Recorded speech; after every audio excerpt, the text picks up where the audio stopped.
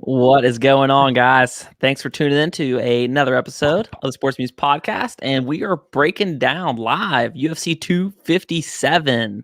So we're excited to be here, man. Talk a little bit of the fight game. So yeah, there's currently nobody watching, so I am just talking to you, James. Wonderful. Rip Matt King. Aw, How did you hear about him the other night? don't care. I woke up sad. Oh, man, I couldn't believe. I don't even want to get into it. I think we need to talk it out. Let's really dig deep here. I'm rocking my Mordor Lord of the Rings shirt. It says "Visit Mordor." See, I gotta be honest with you, never got into Lord of the Rings, but yeah, this fight just ended. This fight wasn't too bad. I always like when they have like a real banger, like going into the main card. You know what I mean? Because one, it gives you that ability. Yeah. If somebody drops out in the main card, lets you move it up, like Jim Miller back in the day, right? Or like a Joe Lozon or something like that, where you're like, oh, I'm cool to pay money to watch him. I'm also like, gets me excited. Not that that fight wasn't. Cerrone, yeah. I mean, that's kind of probably where his career's really gone to now, where I don't really want to watch. He's always performed better in that spot, to be honest. Because when you put him in the prime time, he just shits the bed usually, unfortunately. Yeah, I mean, I can't believe they made Conor versus Cerrone. Yeah, like I mean, did anybody really think that was going to be anything relevant? You know, it's hard to not get excited for a Conor fight. And I remember being extremely indifferent about that fight. Like, I didn't care if I missed it. I had a wrestling show that night, and I ended up catching it right after because they had an after party at a bar down the street and they were showing it. And I don't know. Like, it was without a shadow of a doubt. I knew what was going to happen. Like, I was not interested in the least. Yeah, like normally, like I try to play devil's advocate. I convince myself, like, if everything kind of, goes this one person's, like, I was like, there's no way unless like Conor shows up like drunk. That's the only way that this fight's gonna go poorly, right? Which we weren't sure if he might. True. That's true. Yeah, and the thing that annoyed me about the Cerrone matchup is one, obviously, I think everyone was kind of annoyed. It was at 170, and there's like this, the farce was maybe, I'll beat him and maybe I'll go fight Usman, and it's like, you're not. Yeah, it's not going to happen. I mean, maybe they would do that to you, but you should sue them because it's not fair. But it didn't answer any questions about Conor. Hey, I was just looking at the comments. What's going on, Makai? What's up? He hit me up on Instagram, said he was dropping by. Glad to see him. See Conor. I like it. Calling the shots a little bit. We got typical boss MCF. What up? What up, champ? But no, man. Like, I'm excited for the main event. I know that you are kind of leaning a little bit more Conor than I am. I am thinking Conor's going to get it. I don't know, but like this is one of those fights where like I can talk myself into Dustin, right? I'll be honest with you. I remember putting money on Dustin the first time they fought. Now that didn't turn out very well, but I remember like I've always kind of I was in early on Dustin. I remember watching him versus Korean Zombie, back in WEC. But I was definitely in on Dustin a long time ago. But I don't know. Conor is Conor, so it's going to be tough. Got to flip on over to the. We got to flip to the main card on this terrible ESPN Plus interface. Yeah, I don't even know how to do it. You just want to hit the back button and then hope it works. I'm watching Denver versus North Dakota State. Riveting shit, ESPN. Thanks. Good. I mean, that's what I was actually gonna watch. So yeah. So back to your point, though. I mean, I think anyone betting on Poirier for the odds is fine, but I don't. Again, this is another fight where I don't know how many answers we're going to get after this fight. I mean, I guess it does show that Conor's still a contender, but does anyone really think he's not? Exactly. Yeah. No, I do know what you mean, but I feel like this is a good, like the Cerrone fight.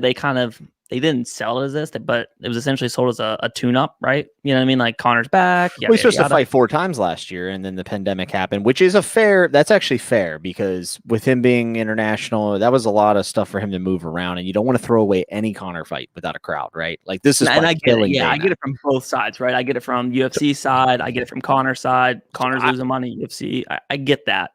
Yeah. But man, it's just I don't know. It's tough. It's tough, but I think the Cerrone fight makes sense in the context if he fought 4 times last year. sure. Unfortunately, he didn't. So now we look back and we go, why the hell did he fight Cowboy? Sure, revisionist history. And a lot of people would say, well, Cerrone got the payday, but we found out after the fact that Cerrone didn't negotiate a higher pay, so he got paid his normal show money. Yeah. That's not great. It was just a loss overall, I think, for everyone but Conor. Well, I mean, you remember back when Diaz fought Cerrone, he roasted him. It was about like how Cerrone's like, I don't even care to get paid to fight. And he's like, you're an idiot, man. Like, we're taking punishment. Yeah. Like, earn your money. Yeah. I see Scott here. He says, Conor is a beast. The layoff worries me. Quick twitch fighters lose it quick and don't age well, but power does age well. I wish we'd see him fight more. That's kind of what we were talking before we went on the air, and I was just making the point that once Conor loses his step, and I don't think that's now, just to be clear, but once he loses that jump to the punch, for lack of a better term, it's going to be a very different experience when we watch Conor McGregor fight. And Kevin was talking about how, Anderson Silva lost his step and he was still Anderson Silva, but there's something missing, and then it goes downhill pretty quick for the snipers of fighting. And I don't know, it'll be interesting. I don't think we're at that point. You don't think that either, Kevin, right? No, I don't think that. But like I said, I just worry that we haven't seen him. You know what I mean? Like we saw him beat up Donald Cerrone, who we knew was kind of washed. I don't expect his offense not to be there. Like I said, we did the breakdown. I talked about this. I expect his offense to be there because I don't think his offense is really ever going to leave him. I just don't know, how he's going to react to a punch. And I don't mean like he can't take it. I just don't know how he's going to react as far as kind of that muscle memory. You know what I mean? Like, yeah, you always have that muscle memory, but it's like if you haven't touched a basketball in a year and you got to take a jump shot. Another thing I kind of wanted to talk about, and I meant to talk about this on the breakdown, and I just kind of forgot because I am picking Conor to win tonight. But one thing is like Conor 155, so we saw him torch Eddie Alvarez, right? Fair. We saw him lose to Khabib. And the one thing about that Khabib fight, I know people say he didn't train, yada, yada, whatever. Khabib looks so much faster than him in every aspect, in the striking and obviously in grappling. But it just makes you wonder, we've seen Conor fight at 170 just as much as we've seen him fight at 155. And of course he looks very fast at 155 and he's a god at 145. But he's put on some size, he's put on some muscle. Is he as fast as we remember him? And I know he just fought Cerrone a year ago, but again, 170, and I look fast against Cowboy. Cowboy's just a slow starter, and he's never been a speed demon. So it makes you wonder, is maybe Dustin beats him to the punch a couple times? I don't know. I do think that this is an interesting fight, and I think it's an easy sell for someone to pick Dustin to win. I just personally think that I think stylistically it's a little bit of a rough matchup for Dustin with the way that he enters into the firefights, but I don't know. I'm excited. I actually am. I'm very excited. No, I agree with you. And what's weird is I don't think strength's ever been a downside of Conor. Even at 45, him cutting all that weight, I know he's the bigger guy, but he's always an extremely strong guy, right?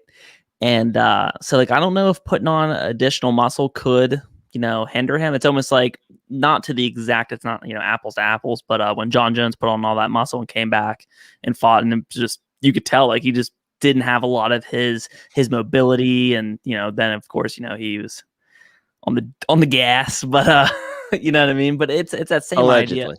Allegedly. Zira says here in the chat, I started a GoFundMe so I can order the fight. Show me the love. I can only show you the love if you have an ESPN Plus subscription account, unfortunately. You know what, Z? I got you. So I work with Z at Yards Per. Z's my homie. Me, him, and John Sennett did a lot of breakdowns. So, hey, Z, go to a site called, I believe it's called Sports, and they have all the illegal streams on there. That's what I would recommend. That's what I stream on. We will be taken down in the next 5 minutes. I did buy the fights tonight. I'll share my screen. Actually, I already bought the fights, and now it's saying I didn't buy the fights. So that's really cool. Dude, I don't know how a company owned by Disney does not have the streaming capabilities. It just doesn't make any sense. And also, this whole time we've been talking, I've been trying to get the fights back up. I don't know what's going. Am I missing anything? DC and Felder got into a fight. It's crazy, yeah. And I guess Felder threw some nasty elbows. Of course, it's Paul Felder. DC attempted to take him down. Actually, that now I know you're lying because DC does not attempt takedowns anymore. Yeah, I think he just got tired of bending over, honestly. And I get it, man. Old age, man. Yeah, for real. Hey Z, let me know if that stream works for you, buddy. That you sports. Z, is Z the gentleman that makes the TikToks? TikToks. I don't know. I know Yards Per Fantasy. I've seen them upload like some TikTok, like top 5 receivers are gonna beat your ass next year. That's our boss. That's our boss, Alex Johnson. Alex Jones. That's crazy, dude. Alex Jones. Yep. Yeah. He got banned from YouTube, so we do all his YouTubing for him. Yikes. Let's see. It's really cool. Like, I just hope I spend the next like 3 hours trying to get this fight back on. Isn't it weird that Conor got into a fist fight in like a pro MMA match and his hair didn't get messed up? It's kind of wild. That's some majestic hair. God, Dustin looks thick. Like, yeah, he does. Thick. He looks big. Both dudes look good. Well, if you think about it, if there's ever been 2 people to properly move up in weight, well, Conor's just had plenty of time to do it because, he doesn't fight often. But, Dustin, even over the transition, has just done such an excellent job of filling out his frame the right way, not the Luke Rockhold the 205 way, where he comes in, looking thicker than a Snicker and gets his jaw broken because he can't move. Man, Poirier is at plus 240. So actually, he came down a little bit. Yeah, I did. I did notice the it trending a little bit better for Dustin. But like I said, man, these odds are weird. Oh, I'm sorry. No, that was the last fight. This fight is plus 250. So it's about what we saw the other day. I'm sorry. It's down a little bit because I think when I looked last night, it was at about 260. So it's down a little bit, not a ton, but I mean, if I was betting on the fight tonight, which I'm not yet, I will be this summer when it's illegal here. But I wouldn't mind throwing a parlay on Dustin. Make some money. If I didn't lose a ton of money over the past 2 rounds of the NFL playoffs, I would bet. What'd you bet on the Browns? I bet on the Steelers, and they ruined all my parlays in the first round. And then in the second round, I had it tied with UFC fights and Sergio Ponzinibbio. Oh, dude, he killed my parlay. So thanks, Ponzinibbio. Well, I mean, if there's one answer to your problems, it's definitely that the Steelers should fire Mike Tomlin, right? God, don't even get me started. I've heard that Mike Tomlin is one of the worst coaches of all time. Is this true? I can't stand it, dude. I've heard that he legit just pulls down his pants on the sidelines and takes a shit whenever they ask him for adjustments at halftime. Go check out after the Steelers season ended. I did a video about Ben Roethlisberger and Mike Tomlin. Oh, I watched it. Did you read the comments?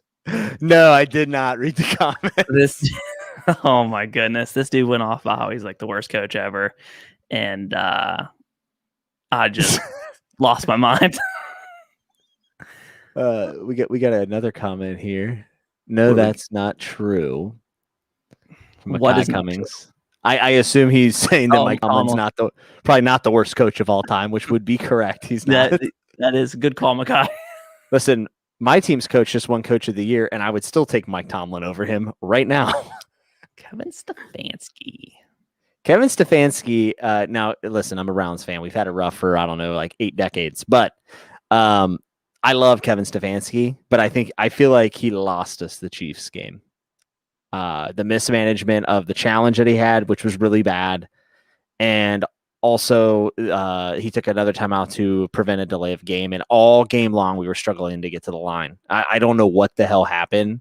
Like, we had in-person practice for the first time in 3 weeks, and we could not get to the line. And I think it's probably because we were trying to do too much, to be honest. Sure. Like, we ran the ball 6 times in the first half.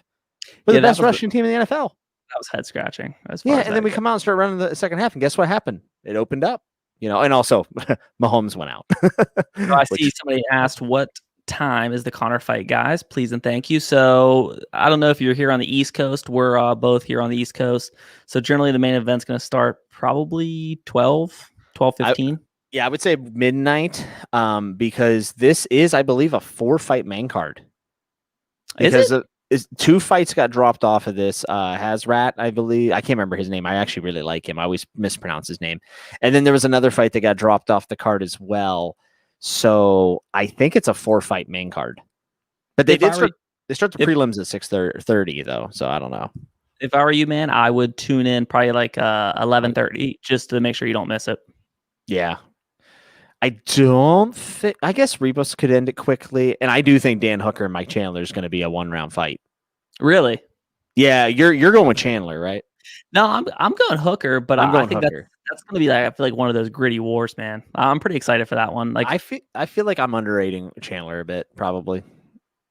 Which I get it, man. Like I think he's one we haven't seen him against, top level talent. When we did see him against a little bit higher talent, and Bellator didn't look fantastic. We saw Pitbull finish him. But I'm kind of curious how his skill set translates to the UFC. So, we'll kind of see it as far as that goes, though. I mean, I'm excited.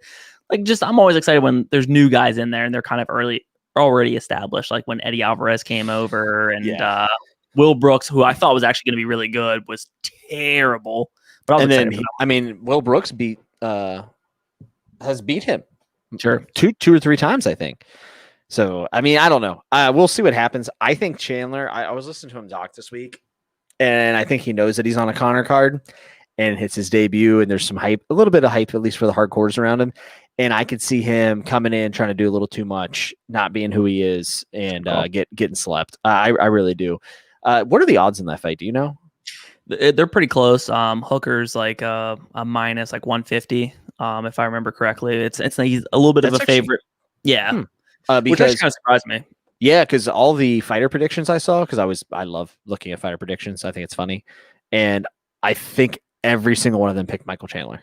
Really? Like 10 or 12 fighters picked Michael Chandler. And I was just like, what the like Dan Hooker's a motherfucker, dude. Like he's tough, Sure. But, yeah, it's an interesting one. Yeah, I think that fight could be really good. I think the Rebus fight will be very good. And then it's Molly McMahon is on the main card too, right? Let's take a look. This card has been pretty much disrupted beyond belief in the last 24 hours. So, man, that's the hardest thing, like, especially like when you're traveling halfway across the world to get these fights and COVID and everything. Like UFC's actually done a really good job as far as managing to even have a card and whatnot, and not having it be super effective. I'm actually surprised NFL wasn't too bad either. This is a great question from Scott. Scott asked, random question for when you have downtime. What athlete, past or present, do you wish you could have seen in MMA? I'm going to pick somebody that's actually a pretty conventional answer. And it's really not a shocker, and it would be before all of the damage. Well, at least some of the damage. Kurt Angle. Kurt Angle, for sure. Straight out of the Olympics. I knew he would have had a broken neck. I think Kurt Angle at that time period in UFC would have been one of the best of all time. That's an interesting one. I like that. I'm going to go someone just kind of random. If there's any wrestling fans here, they would have a little bit of a better idea. But maybe like Kyle Dake, who I'm not like a huge big time amateur wrestling fan, but Kyle Dake won 4 national championships and 4 different weight classes. Just an absolute killer, man. He'll win a gold medal for USA this coming Olympics. But he'd be a cool one. Jordan Burroughs would have been an awesome one. But yeah, I feel like normally those wrestlers, because like they're wired different, right? Well, yeah, Burroughs said that he does plan to go to MMA. I guess so. I was listening. I didn't listen to the whole podcast, but I guess his girlfriend or wife, I don't know if they're married, is the one that kind of talks him out of it. Is because like she's like, look how these guys look after they like get done with these fights, and he's like, yeah, fair point. Yeah, he can make a lot of money though. Sure. But and if he fights his style and imposes his will, he won't look like that. But we'll see. We'll see. He's a smaller guy too. He's jacked, but he's a smaller stature guy. What about Kerry Collat? That'd been a cool one. Kerry Collat at a small weight. You know what I mean? Like just knowing what we know, we're now seeing like the evolution of those weight classes right now. Man, that'd been something. But I do think Kurt Angle out of the Olympics would have been a badass. I really do. I mean, the dude just has it. How about Mike Tyson, dude? Like if Mike Tyson, like boxing was still boxing or whatever, but MMA was where boxing was, and Mike Tyson decided to go like imagine Mike Tyson hitting with 4-ounce gloves. Oh my God. I mean, if he actually trained to defend the takedowns and stuff, You know what's weird though is like if you took Mike Tyson, just boxer Mike Tyson, and you stuck him in the UFC right now, he'd be top 5. like But the heavyweight division has somehow declined right? over MMA. It used to Kevin Randleman, Fedor, Mirko Krokop. We had Alexander Emelianenko. Emelianenko. Thank you. I don't know why I couldn't say it. I can say Fedor Emelianenko, and it's fine. Think of Nogueira. I mean, the list goes on and on. Mark Coleman, Dan Severin, like just so many prominent people who might not have been all the most well-rounded, but that Pride heavyweight division was stickety stacked. And now, I mean, it's like Derek Lewis is like top 5, and I love Derek Lewis, but come on now. Yeah, come on. No, I'm completely with you. It's been probably the division that's been affected most by. I'm not sure. I get that the smaller weight classes are always going to be a little bit more stacked because what professional sport can a 155-pound guy do, right? Besides MMA or amateur wrestling, you don't really have a whole lot of options as far as that goes. And those UFC heavyweights, or we look at Greg Hardy. He was an NFL player who's an idiot and a scumbag, but he fits that prototype, and there's just more money in other sports. So I don't know if that's what it is. People kind of watch it and they're like, I'll kind of take a different avenue. But it is weird, man. There's like no good heavyweights. Yeah, you got Stipe. And Stipe is the greatest of all time. And Francis Ngannou, who was made in a lab, I think. I don't think he's a real person. I can't wait for that rematch, even though I think I know it's going to go the exact same way. I don't like Francis not being in the cage this long. His last fight was a ridiculous knockout, but it really showed all the gaps in his game were still there, I think. But like he looked as bad as he could be looking as amazing as possible, if that makes sense. Scott said he'd take Danny Hodge, the legendary grip strength. Danny Hodge. All right. And he said Tyson touches you're going out. And pretty fair statement. Yeah. Do you know much about Marina Rodriguez? I know a lot about Rivas. I don't know much about Rodriguez other than that she's pretty tough. Yeah, I've read a little bit. Tough, gritty, kind of. I want to say like a wily vet kind of thing. I don't mean it by that, but like just that kind of stereotype, right? Yeah. But I expect Rivas to kind of more so put on a performance and get her name out there even more after she beat up Paige Van Zandt. Dude, she made Van Zandt look like she never fought in any fights ever, man. It's bad. And now we're going to see Paige Van Zandt bare knuckle fight. I mean, I don't get it. I don't get it. Whatever. More power to her. I would think if I was leaving the UFC, I would just, just not fight. Would probably, or maybe go to celebrity boxing. It seems to be a thing to do now. Yeah, she should go fight that Jake Paul or Logan Paul or whatever the Paul is that boxes people. Yeah, What do you think, man? I feel like boxing is just, like we don't talk about, it's Anthony Joshua. Sport. Yeah, it is. It's almost. I think I was saying this. I think maybe it was to you, maybe it was to Kelsey, but I was just kind of talking about how it's almost like an imitation of a tradition that we used to celebrate. Right? It's like whenever people aren't religious, but they go to church on Easter. It's like we get in the ring, we do the boxing stuff, and tonight's main event. We have Buffer in the middle and the ring girls and the fancy ropes and the lights. But whenever the product begins, you realize why it's been left in the past. Sure. It's like the same thing of like Easter Sunday church service. The dressing up is there, the fancy songs, and then you sit down and then you get into the content and you're just like, ugh.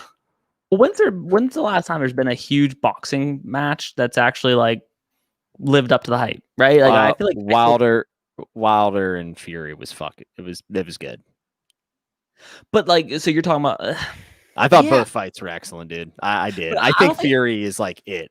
I don't think the second one was as good as the first one. And the first one didn't have a ton of hype. I mean, like, and I agree. The second one was good, but I think the first one had some hype. I mean, maybe not Tyson. I think Tyson Jones Jr. had more hype than anything in the last 10 years.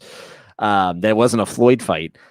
But I don't know. I thought Fury Wilder was amazing, and then they announced it was a draw, and I was just disgusted. And then whenever Triple G beat Canelo and they called it a draw, boxing's done it to itself. We could beat up boxing all night because of how terribly managed it is, which is a shame.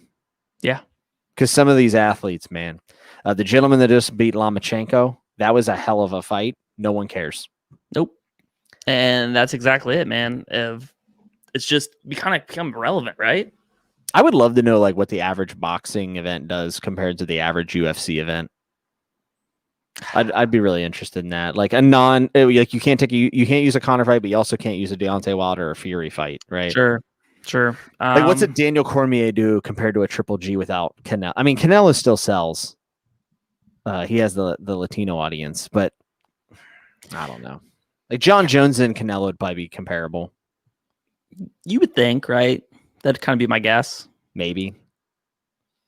But I don't know for sure. I'm literally going to have to watch these fights on my phone.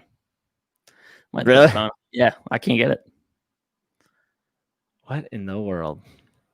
Dude, like it just keeps saying I have to buy the pay-per-view, and when I click buy now, won't let me do anything.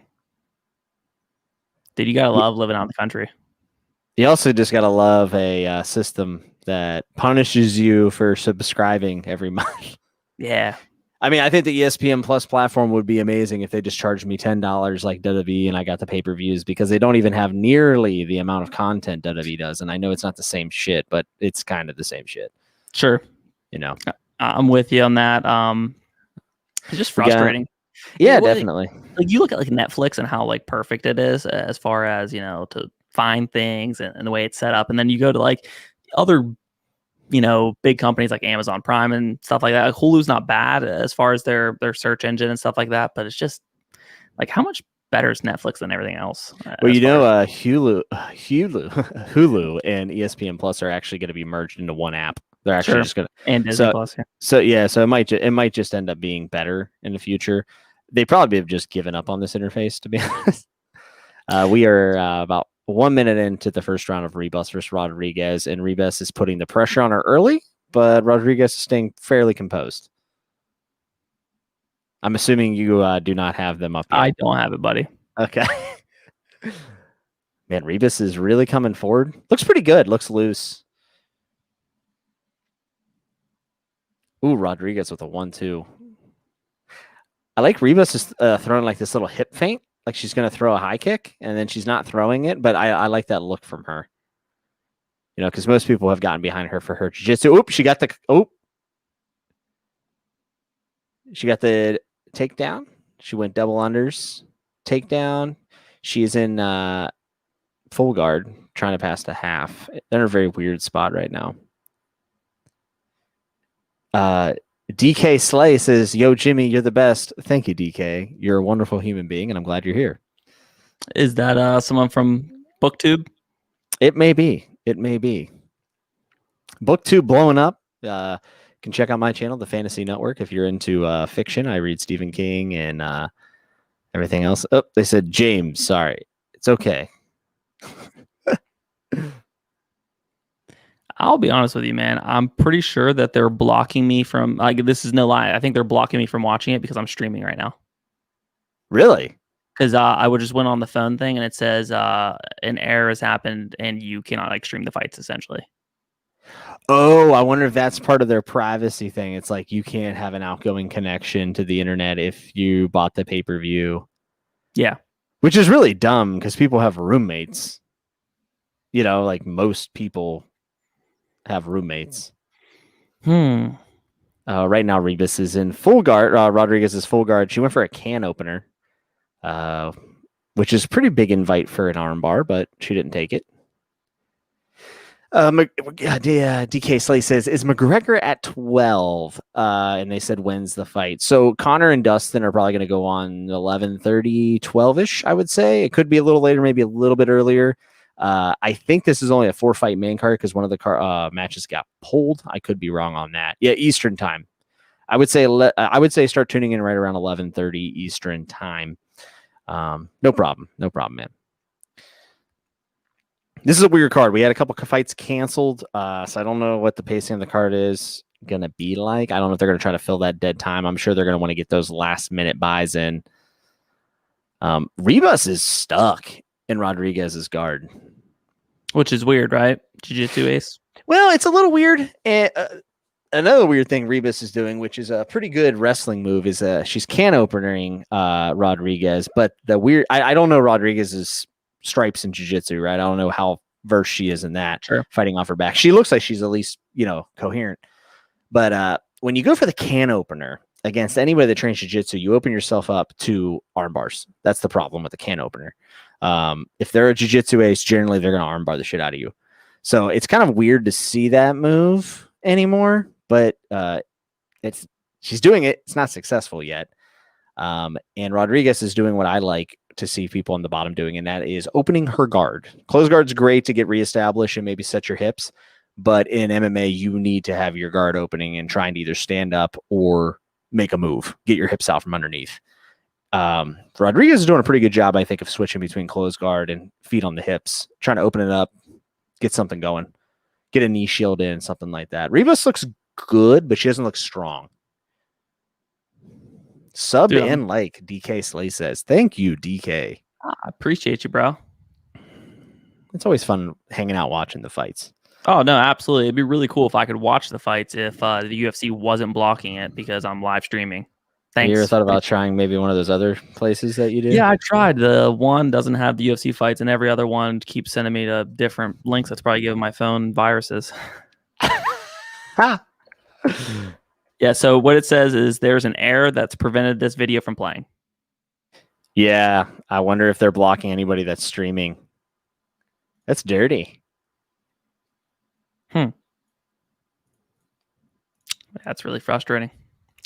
So what's going on now? What's the round? What's the time? So we are done with the round, and we are in the corners. And honestly, it kind of looks like Ribas won the round. But I didn't think Rodriguez looked bad. She didn't end up on her back, but took a limited amount of damage. There's some marks on Ribas's face.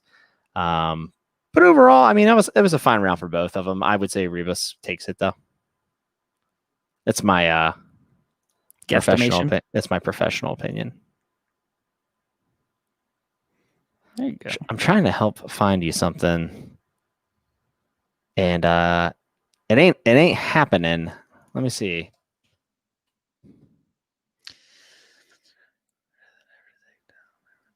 All right, second round's about to start. It looks like old Uncle Dana has really come out. A Cold says BRB, I need a cold one. Got me a cold one right here, Diet Pepsi. This episode's brought to you by Diet Pepsi. Yeah, DK says Dana's going harder on everybody and action on some. Yeah, I mean, I expect it just him. Sucks because I'm trying to I legally bought the pay-per-view. Like, you know what I mean? Like, it's not like I'm trying to legally stream it. That's one thing. Like, I bought it on ESPN. Oh, Ribas just got tagged. Rodriguez jumps all over her. She had a big right, and that. Oh my God. Okay, so what just happened was Ribas got knocked down. Herb Dean walked between them like he was going to stop the fight. He didn't stop the fight. Rodriguez goes, well, what the hell? And now it's called. Oh, man. They literally broke the action. I think Herb messed up. Dude, Herb's having a bad week. He messed up the Holloway fight, in my opinion, and now this. He walked in. His pants had to have touched the fighters. Rodriguez celebrates. Ribas holds onto a single leg, and she's like, well, what? And then he's like, keep fighting. And then Rodriguez comes over and blitzes her with a couple right hands. Ribas is out. At least like it's not like you see some stoppages that are clearly bad. At least it was like it wasn't a clean stoppage, but it was a good stoppage, if that makes sense. Yeah. From what it sounds. Yeah, Herb should have stopped it whenever he first stepped in. He looked like he was half in and half out. You can't do that, you know. Exactly. And could you imagine being a UFC ref? How hard and terrible that job is? Yeah, he should have. So the problem with Herb is like I feel like he refs more fights than most people. So we see him mess up more. But I will say I thought he did a terrible job in the Cater and Holloway fight. And I like Herb Dean, but I don't know where his judgment. Like maybe he. Oh, that's a terror. Yeah, they're re-showing. I mean, Herb ran in and he was like standing over them with an arm up, and he just like, oh. Herb. I wonder what they're saying on the commentary. I only have it so I can hear really reactions. I can't really hear what they're saying, but I'm certain you have to think about the show and the fighters as a ref at that caliber. Yeah, you Sure. do. I mean, there's definitely a balance, especially in these bigger fights. You know, Rebus is on the main stage. You want her to have her go out on her shield. Yeah, it's not an easy job. And I'm not really hating on Herb Dean. I did think Cater in Holloway was, I think that fight could have been stopped. I mean, he was doing the stanky leg in the middle of the octagon. This one, I think, is just an unfortunate circumstance that maybe Herb, like maybe he literally just took one step too far. It probably looked worse than it was. But hard job. And I guess it's a job I'm glad I don't have, right? Yeah, Revis only had to eat like 5 more strikes. So I guess it wasn't that bad, you know? Yeah, he kept it going because of the show. Yeah. And to be fair, Revis was on a single leg, which is like now the most memeable thing. Yeah, it's a super hard job. The fact that people voluntarily do it, I don't know why you would invite that stress nightmare into your life. Well, Rodriguez, ranked a little higher and gets a TKO on the big prospect. I mean, she's going to be moving up. Good for her. Her hands look solid. That sucks for Rebus, though, because I liked her. You know what I mean? I thought she was somebody who could contend for a title here probably within a year. I mean, because the women's MMA is not the most stacked division in the world, but I think Rebus will be back. She's young. Absolutely. And I'll be honest, like, I didn't think her stand-up's her weak point. I didn't think she looked terrible throwing. Her defense was pretty. In the first round, she even got touched a little bit. Her face was a little marked up. Still thought she won round 1, but she had nothing for that right hand. And Rodriguez looked like she was getting like at the end of her punches, like just the perfect snap, kind of like we see a Nunes do. Sure. Those bowling balls. Oh man, she made her do the dab. She just went on face down on the mat. That was rough. Wonder what the money is though. Yeah, I don't think it's well. I mean, Herb Dean probably makes a decent check, but like Keith Peterson coming in the octagon smelling like beer and cigarettes. Am I right? Well, I think with Herb Dean, like he has like a ref school that he works at that I think probably I imagine he almost probably makes more money in that than he does.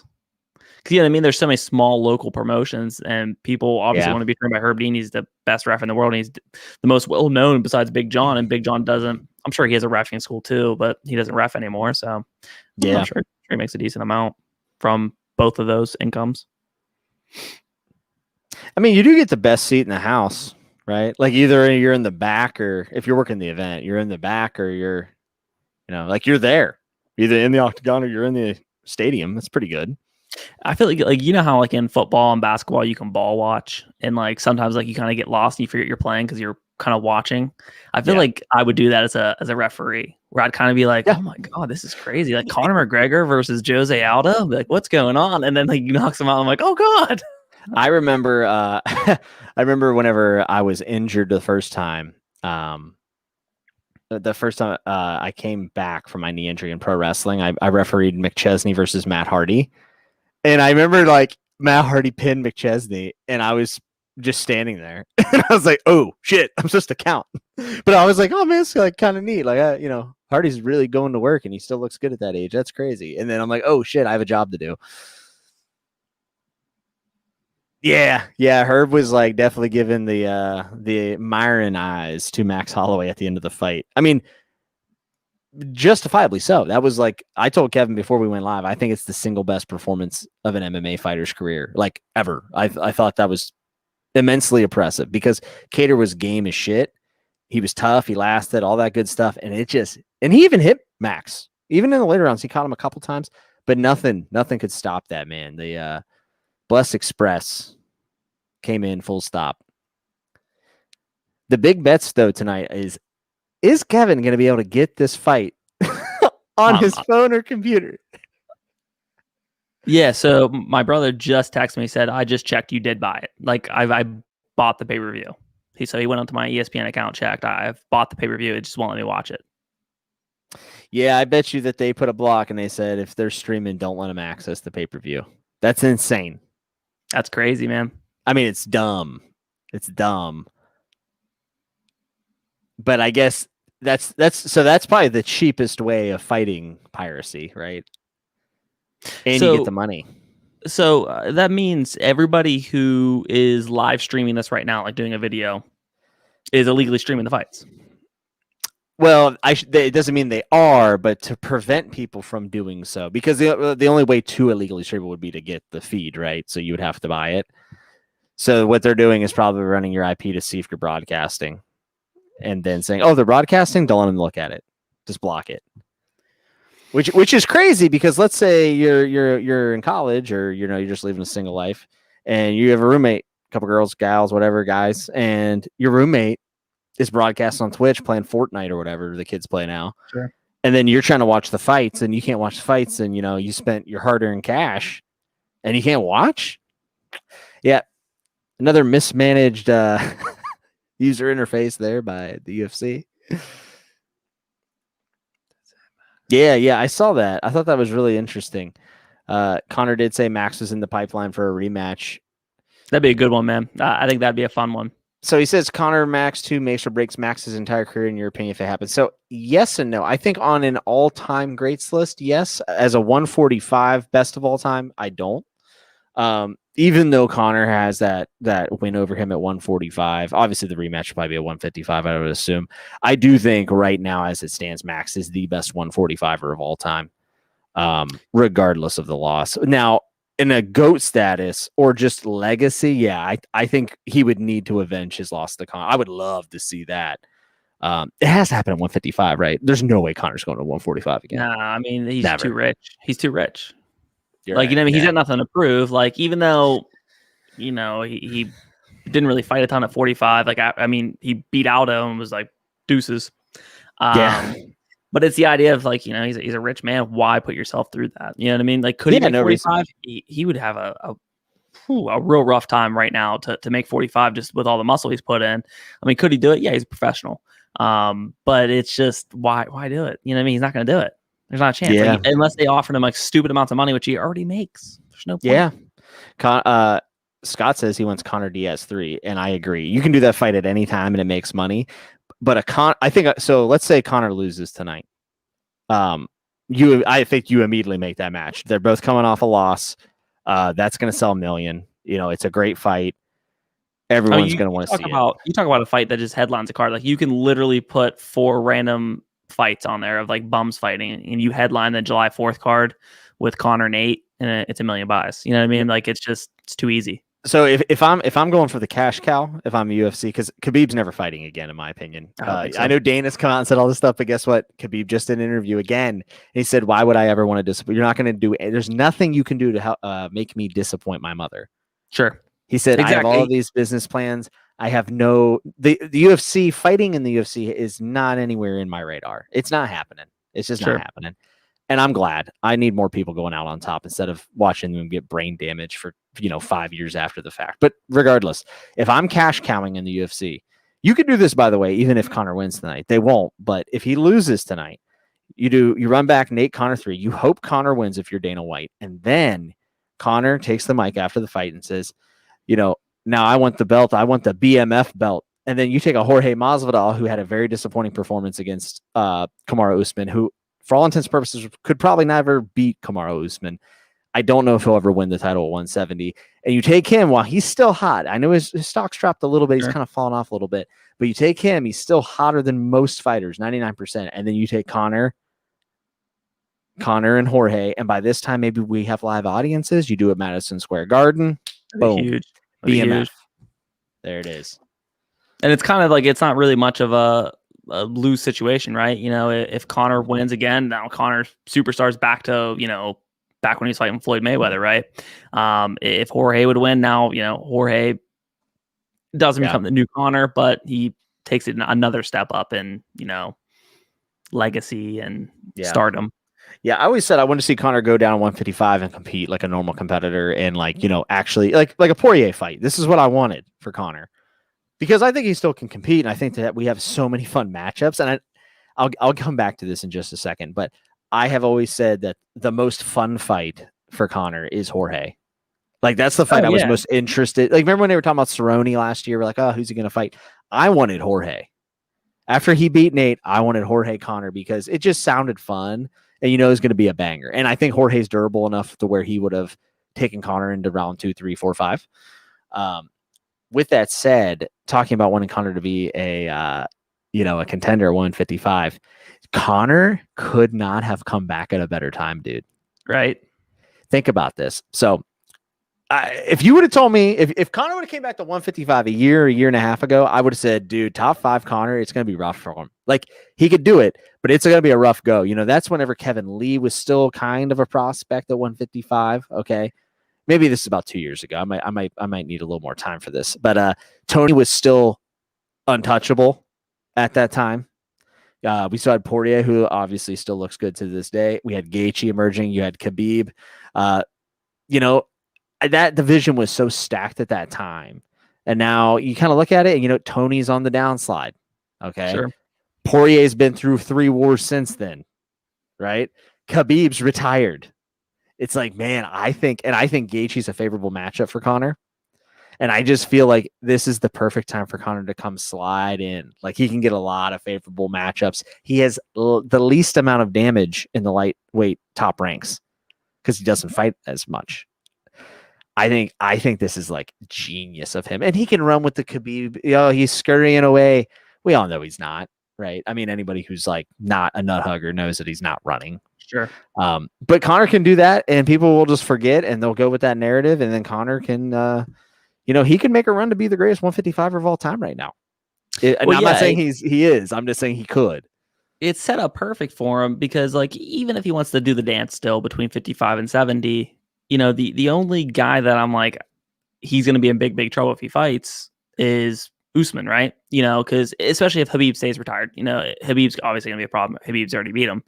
But it's the idea of, like, even if he goes up to 70 and fights, Jorge. Yeah. That's a winnable matchup for him. I'm not saying he absolutely does win, but it's a good, fun, exciting, winnable matchup that everybody would like to see. So it's really a win-win situation for UFC Conor right now because, like I said, if Conor comes back and he would win the belt, then he's going to be like, I walked away from this division after already being the double champ, decided to come back, for you fools, and then won the title again. I'm the GOAT. And everyone's like, well, yeah. I mean, he's right, and that's the kind of thing, man. That's the legacy. Yeah. Yeah, and I think also Conor shines the most when he takes on when he's not fighting for a belt, whenever he's taking on challenges that are bigger than him, like fighting Nate at 170, taking the rematch at 170. I mean, really, that loss is the best thing ever happened to Conor. Yeah. Getting that win back. I mean, that's huge. And DK Slay says this, and I agree. He says Jorge's just as good in the early rounds as Conor, and he's better in longer fights. And I actually agree with that. Yeah. If they fought, I would pick Jorge. I think Jorge would. Honestly, he should be the favorite. Absolutely. I think Jorge would mess him up. I think it'd be pretty bad. Who wins? Israel Adesanya versus John Jones. John Jones. He's just too big. I don't like John Jones. One of my least favorite fighters of all time. I don't even like watching him fight. However, he's just too big. He's too big. Yeah. Would I want to see Israel Adesanya posterize him and melt his brain with a shin kick? Yes. Now and it's tough because John Jones is pretty inactive, right? And Izzy is a counter striker, much like an Anderson Silva. It would be a boring fight. Yeah. It would be a tough fight to watch, and Jones would, try to grapple with him and then, drag him down to the mat. And I think the most impressive thing about Israel Adesanya isn't his timing or his counter striking ability. It's the fact that dude's a kickboxer and his takedown defense is insane. Stellar. You know who it reminds you of? You know what it reminds you of? And in different eras, Chuck Liddell. In a way, yeah. Mm-hmm. And it's so crazy. Like, it's honestly like his takedown defense is, what Max Holloway is at 45. Like, Max Holloway is almost impossible to take down. And right. Izzy's a dude who's had just a small handful of MMA fights. It's remarkable. I couldn't believe it. Yeah, Israel is a lot more well-rounded, I think, than people give him credit for. It would be boring, but if Jones doesn't respect him, he will catch him. Absolutely. Sure. I mean, if but that's the one thing that I think is most frustrating about John Jones. Smart. I think, he has taken everyone seriously enough to at least defend himself, right? He's not a hand dropper like Israel is. But man, I would love it. Yeah, he's not even someone that can be like goaded into it, right? You know what I mean? Like he's smart enough and he has good enough coaching where, like, if Izzy just starts talking brashly, right? I don't think he would jump in and do something stupid. Yeah, and Kim says, don't forget Jones's reach advantage, though. Very good point. It's going to be very Kim-like. Israel is going to have to get inside, which To be fair, he got in. Robert Whitaker got inside Israel, and he got into that close quarters battle, and Israel rearranged his dome. So it's interesting. It's very interesting. I mean, I'm not saying I wouldn't watch it. I'd watch it. I think I would end up being kind of disappointed. Israel would have a harder time counter striking after an eye poke too. That's funny. Yeah, you're damn right. So I think this is actually a 5. I think I was incorrect. I think it was supposed to be a 6-fight main card. It is now a 5-fight main card. Kevin, have you got the fights up yet? I sure haven't, buddy. And Scott had a good idea of me ending the stream, starting the fights, and starting the stream back up, but I just don't really want to do that. But that is a good idea. That should work theoretically. Or they just ban your account. That'd be really cool, wouldn't it? Let me see if I can find you something, bud. Let me see if I can find you a way to watch this fight.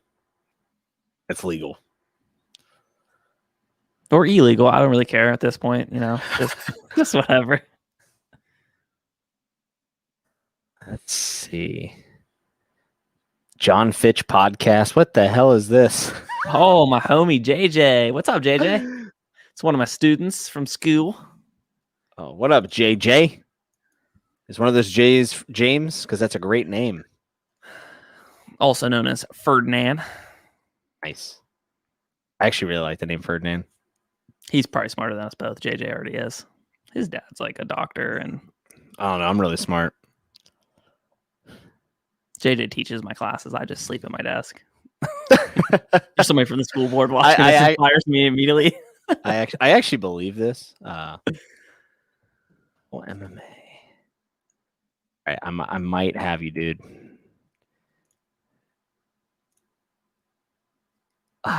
Son of a bitch. And they've made it hard. Andrew Sanchez versus Makhmud Muradov. Did I butcher that? I think I did. You know what? I was looking at this one and I was like, I cannot figure out how to pronounce the name. I even tried to watch some videos and I'm like, I'm not 100% sure how to say the name. History teacher outside of school. Sounds like, have you seen the show Teacher where I don't want to get into it because it's, but the woman has inappropriate relations with her students. What's up, Mr. Nutter? I like the respect. Kevin, you're really teaching these kids. I know, man. I'm the man. JJ, am I the best teacher ever? He's probably already signed off. He's like, nah, dog, I'm out of here. I'm a health teacher. I'm health AMP is what my degree's in, but right now I'm just teaching health. So it's fun, man. I like it. I coach football, so it's definitely a good time. JJ says yes. See, greatest teacher of all time. You heard it here first. I just wanted everyone to know, if you are one of Kevin's students, he was the most misbehaved kid in all of our class. Voted class clown, I believe. 2-time champ.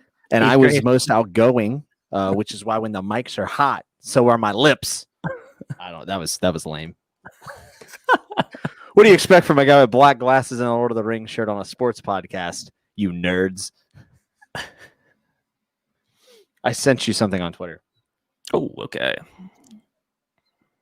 Let me open it up.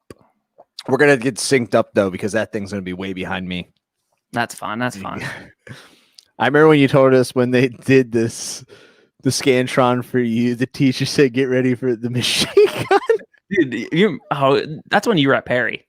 Yeah, but, I don't know this story. Dude, in 5th grade, Miss McLaughlin was my teacher, and she showed us how the Scantron worked, and she put mine in. She's like, all right, because it'd make like a ticking noise every time you'd miss a question.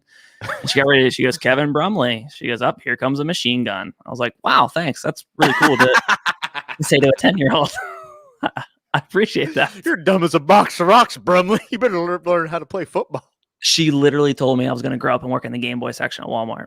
So I mean, like, to be fair, that's really cool to say to 5th graders. It's kind of a dope job if you actually think about it. Did you say my brother's a mathematician? I did, and I was like, I better start playing some Game Boy. That's a dead technology. Thanks. Sanchez shooting in deep on a single and gets stuffed. Dude, Meredov's throwing some hammers, too. Sanchez has one of the worst haircuts I've seen pound for pound. Terrible.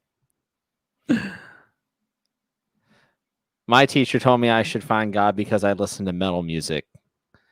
You should have never mind. I won't encourage any. My math teacher. I like the Rick Ross quote where he says, "My teacher told me I was a piece of shit. I saw her the other day driving a piece of shit." I feel like that's the attitude I've taken. All right, what's your time? I got the fights up. All right, what time do you got? I got 409, 408, 407. You're like a solid minute behind me. Just let me know when you're at 310. All right, I'll let you know. Well, at least I got the fights out now, folks. I'm 21 now, but it was hilarious when it happened. Yeah, teachers said a lot of terrible things to us. Never really bothered me. Yeah, Should talk or take you to church after school, dude. I have a feeling that different kind of church, if you know what I'm saying. Well, we definitely. Sorry, JJ. This is extremely inappropriate. This is a after hours Brimley streams. Jesus. Oh, my bad.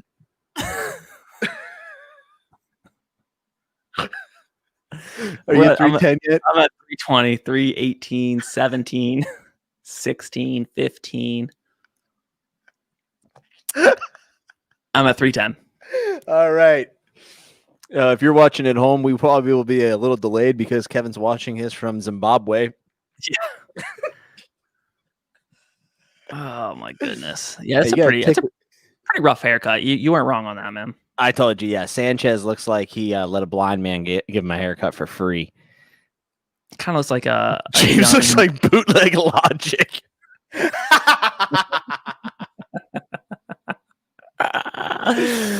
Roasted. Dude, I have nothing to come back for that. Maybe I should put on my gi or something. I don't know. Bootleg Logic. I mean, he's not wrong. I mean, there's worse things I could be. I could look like Sanchez over here, looking like a mop for a haircut. But budget Logic Man rap for me. Let's go. No. My first grade teacher tied me to my chair. Yikes. Yeah. That's not great. Dude, my mom was insane. If a teacher even thought about correcting me, even if I was wrong, she would like come to the school and try to fist fight the teacher.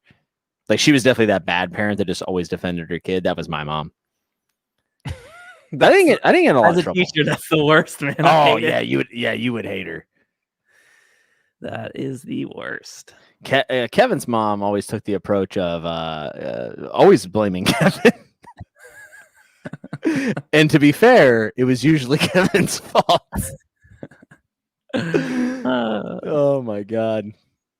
This is a decent little scrap. Getting touched up. I got to start focusing on the fights. I keep reminiscing about teachers and thinking about the horrible teacher that tied one of our viewers to their goddamn chair. I've never done that. So. I don't. I would recommend you don't. Yeah. Seems scarring. What time you at? Right now I'm at 107. Okay. I just want to make sure that it didn't fall. Are we on? Are we good? Yep. Okay, cool. Very cool. This isn't too bad. A little bit of a outside ranging kickboxing match. Yeah, I feel like I've seen Muradov before actually, because I've watched so many of the quarantine cards on Fight Island, all of them. Like I think this year I've seen all but maybe 2 or 3 UFC events, and I'm talking like the bad ones, like where it's it's headlined by like Aspen Ladd. Like I've seen all of them. Yeah. So I just feel like I noticed these fighters. Like I don't remember their names, but I remember the way they look, and then I see them in the cage. Oh yeah, that guy was decent. Kevin Holland was like that for me the first 2 times he fought. I think the hardest thing is with the UFC expanding its roster. It's really hard to remember everybody's name and remember their performances because it's so, it's so vast, right? You know what I mean? Like the sea so deep that you're like, hey, did I see this guy like last year, or is it another guy that looks like him? It's so tough. I don't know. And this is actually a very interesting question. I don't know if it's the competition is getting so level in the UFC or if COVID has just really leveled the playing field because of how inconsistent camps are right now with all the stuff going on. Like preparations all over the board for people, but nobody feels consistent. I mean, Kevin Holland's been consistent. Like there's been a couple guys, right? And a couple girls, but like Justin Gaethje looked like a world beater against Tony Ferguson. Right. And why I actually am a believer that Tony Ferguson's over the hill. I mean, he looked like a frightened child. That's hyperbole. But he looked bad against Khabib, in my opinion. But everybody looks bad against Khabib. But there's been other ones too, where it's just like, one fight they look great, the next 9 you're like, well, is it because the training camps are being disrupted because of the world status right now, or is it just the competition stiff? I mean, look at Amanda Ribas, Yeah. No, that's a great example right there. You know what I mean? I mean, she looked like she was ready for the belt last time she went out. I mean, that's what I'm saying. I thought she was this fight and maybe one more fight away from title shot, right? I mean, and Rodriguez is legit. Obviously, I don't know her full pedigree, but I've seen her fight and know she's tough. People seem to be pretty high on her, but like I thought that was going to be Ribas's fight. Then again, Ribas didn't look too bad, so maybe it's just a coincidence, and Rodriguez was just on her game. Hard to say, but I do feel like a lot of fighters are failing to get their feet under them and get momentum this year, and I imagine it's probably because of COVID. We didn't talk about this even before or what? Scott says, James, hyperbole? No way. That doesn't sound like him with all exclamation points. Dude, I always talk with exclamation points. Oh, yeah. I don't think I've ever sent a text that didn't have at least one exclamation point. I feel like I'm being rude if I don't send exclamation points. I feel like it's just boring. Yeah, I'm sure people like look at my Twitter and just laugh at me. Like, look at this old dude just getting excited about books and shit and put exclamation points. Every time, like I try to use like emojis and stuff like that, but like I only know like 3 or 4 emojis. Like I put the 100. Yeah, you do. Well, like half the faces, I'm like, is that I don't know what that face is supposed to represent. I don't. There's a 90% chance I put the crying laughing face if I am texting on my phone. Yeah. Wow, whatever. And I'm 100% sure that that gentleman got kicked right in the wiener. Yeah, he did. Sure did. He wants some Houston saying it was the best there is, the best was, the best ever will be. I actually might have said that, but I was also like 13. So, well, you probably don't know, but I knew this guy who he said Big Dog Almeida was actually going to knock out and submit Anderson Silva in the same fight. You know what I mean? That's how bold this person was with their hot takes. Like there was a lead pipe block is what he called it. Anybody that'd be that obtuse. That's ridiculous. But I was going to say Julia Pena looked pretty good in the prelims. Yes, she did. I like that she got the finish. The fight wasn't. It was a McMahon fight. Like it wasn't super fun to watch, and I like grappling a lot, but I thought she stayed composed and she fought her fight and she made things very difficult and ended up edging it out. What a cool fight too, with McMahon being 40 years old. That's crazy, right? She looks good. She had a kid 2 years ago. That's crazy. It's crazy. Yeah, it's insane. I'm 30 and I feel like I'm dying. Oh, that's the thing. Like you watch like Tom Brady, he plays in the NFC Championship for like the 14th time or something. He's been in a championship game, and dude's 43 years old. Could you imagine taking a hit? Like I said, I turned 30 in like 3 months. You know what I mean? And like I don't want to do anything. I don't even want to get off the couch half the time. Did you know? Yeah, did you know Tom Brady has more playoff wins than all but 5 franchises in the NFL? That's crazy. And one of those franchises, the New England Patriots, because of him. That's wild, man. I mean, that's a ridiculous stat. That is ridiculous. But look at Drew Brees, 40, gets hit. Could have died. His lung collapsed. It's crazy. But again, you got, Sarah McMahon walking in the octagon at 40 willingly. And still had a good showing tonight, by the way. I didn't think she looked terrible. She didn't look 40. No. She did have a couple long layoffs in her career that helped her, achieve this goal of fighting at 40.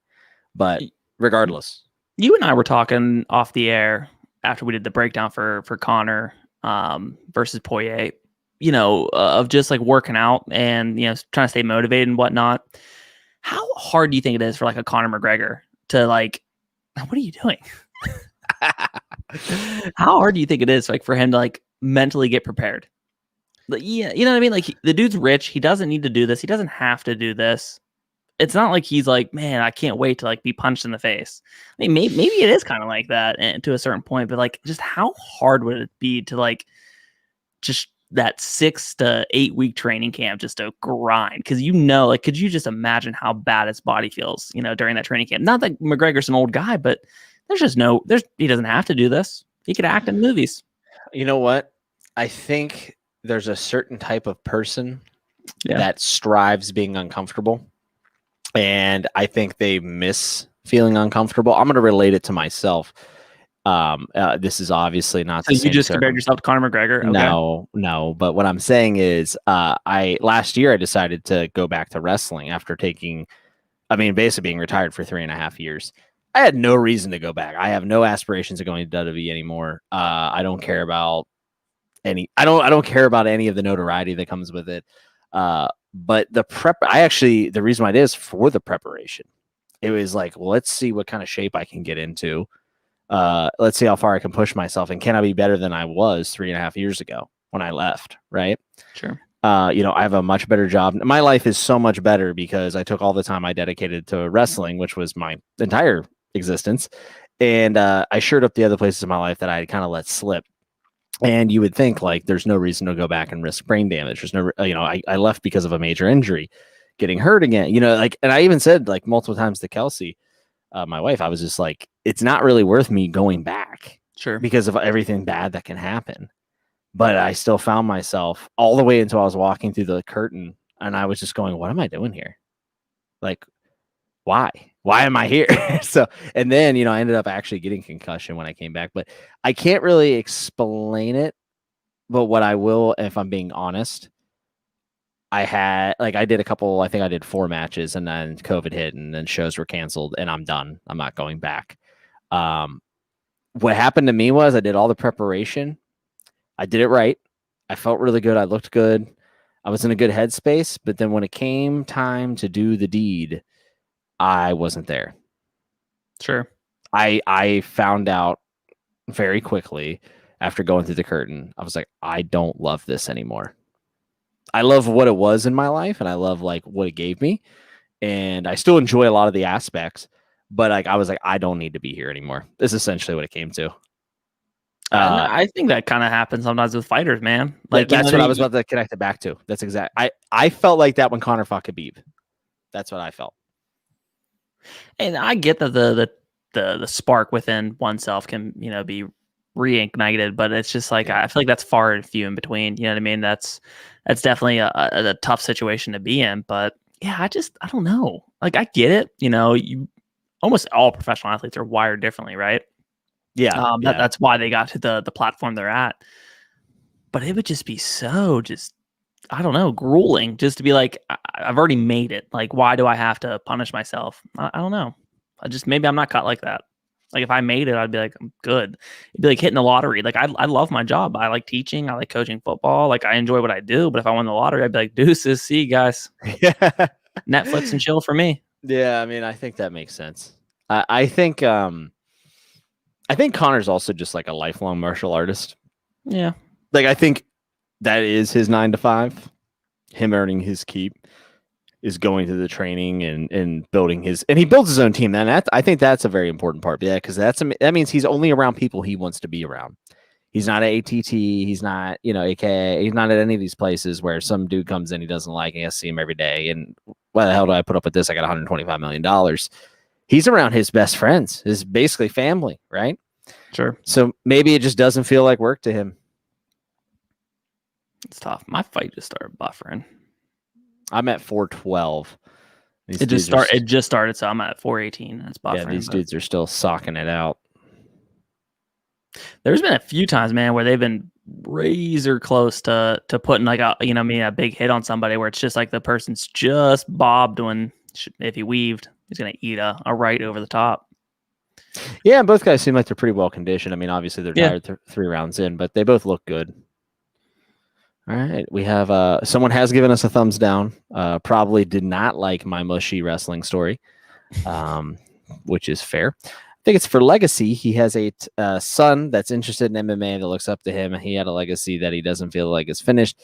He promised to win 3 or 4 belts. Maybe he's just taking his last shot at it. I think that's totally fair. I think that is more than enough motivation whenever you have, children and you want to set an example and have them actually have memories of you doing what you were the best at. I think that's plenty of motivation. Oh yeah. That's actually a really good point. Yep. I could definitely see that. Yeah. And let's not forget, he has a lot of money, but he's also spent a lot of money and you can never, I don't think you would ever feel like you ever have enough money whenever you have kids, meaning, and I don't mean like in a negative way, but I mean like you want to make sure they're taken care of without a shadow of a doubt. So why not go make $50 million every time you fight? Yeah. Forbes said Conor's going to clear I think it's 30 or 40 million for this fight. And imagine what it's going to do for his brands that he already owns if he wins. McGregor Fast and Proper and all that other stuff. Sure. Which Proper's been a huge success for him. Conor's not my favorite fighter by any means. I would not say I'm a Conor McGregor fan. I'm a fan of his fights, but I am glad to see someone who's actually taking the initiative and doing other things with his money and setting himself up outside of combat sports. I think that's pretty admirable. It's tough, with combat sports being such a ooh, big knee, piling it on. What time you got? I'm at 2:05. I'm at 2:02. Okay, yeah. Over. And that is it. That's all she wrote. Wow, dude. He said, money is temporary, highlights are forever. He said, I want to drink up Proper with my son and show him this is what I did. Hell yeah. I mean, I think anybody could get behind that, right? Well, I feel like he's talking the red tomato himself, Dana White. What I was going to say is I feel like he's probably the first guy that I've seen kind of have a life outside of MMA. I know Gina Carano's kind of, even though she's kind of in deep water. I don't know if you saw that because of her tweets, but nobody's really done anything outside of MMA. Rousey to a little bit, but he's kind of, he's taken his star and he's growing it on his own, right? Which is good for him. Shows that he's a semi-intelligent guy, at least, or he at least is smart enough to surround himself with good businessmen. Yeah. That was a pretty sick finish. Yeah, and he does a lot for his brand. I mean, he has that look, That was, yeah. Landed on him.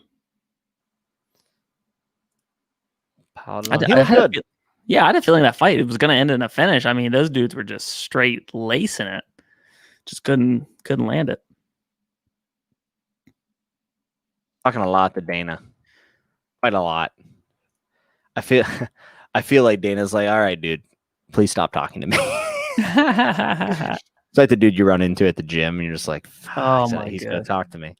He's going to tell, yeah, dude, right on. Yeah, I saw what you were doing. That's great. Yeah. Turn around. How do you give it thumbs down? I can't even see that stuff. I have your stream open. Our stream open. We have 6 thumbs up, 1 thumbs down, 5 watching now. It's bounced between 5 and 10. I can see how many people are watching, but that's weird. Okay, I see you. But no, it's just interesting though. What some of the people decide to do. I feel like most of them just kind of fall off a cliff, right? And it's probably because it's directly related to the trauma that they take fighting. Well, yeah. I mean, and also whenever you're that in on professional sports, especially MMA, because it's just different. You ignore a lot of the other aspects of your life, which could be, things that you learn as you go, right? Sure. Like how to maintain accounts and taxes and all that stuff. So, and if you hire the wrong person to take care of you, you obviously can end up,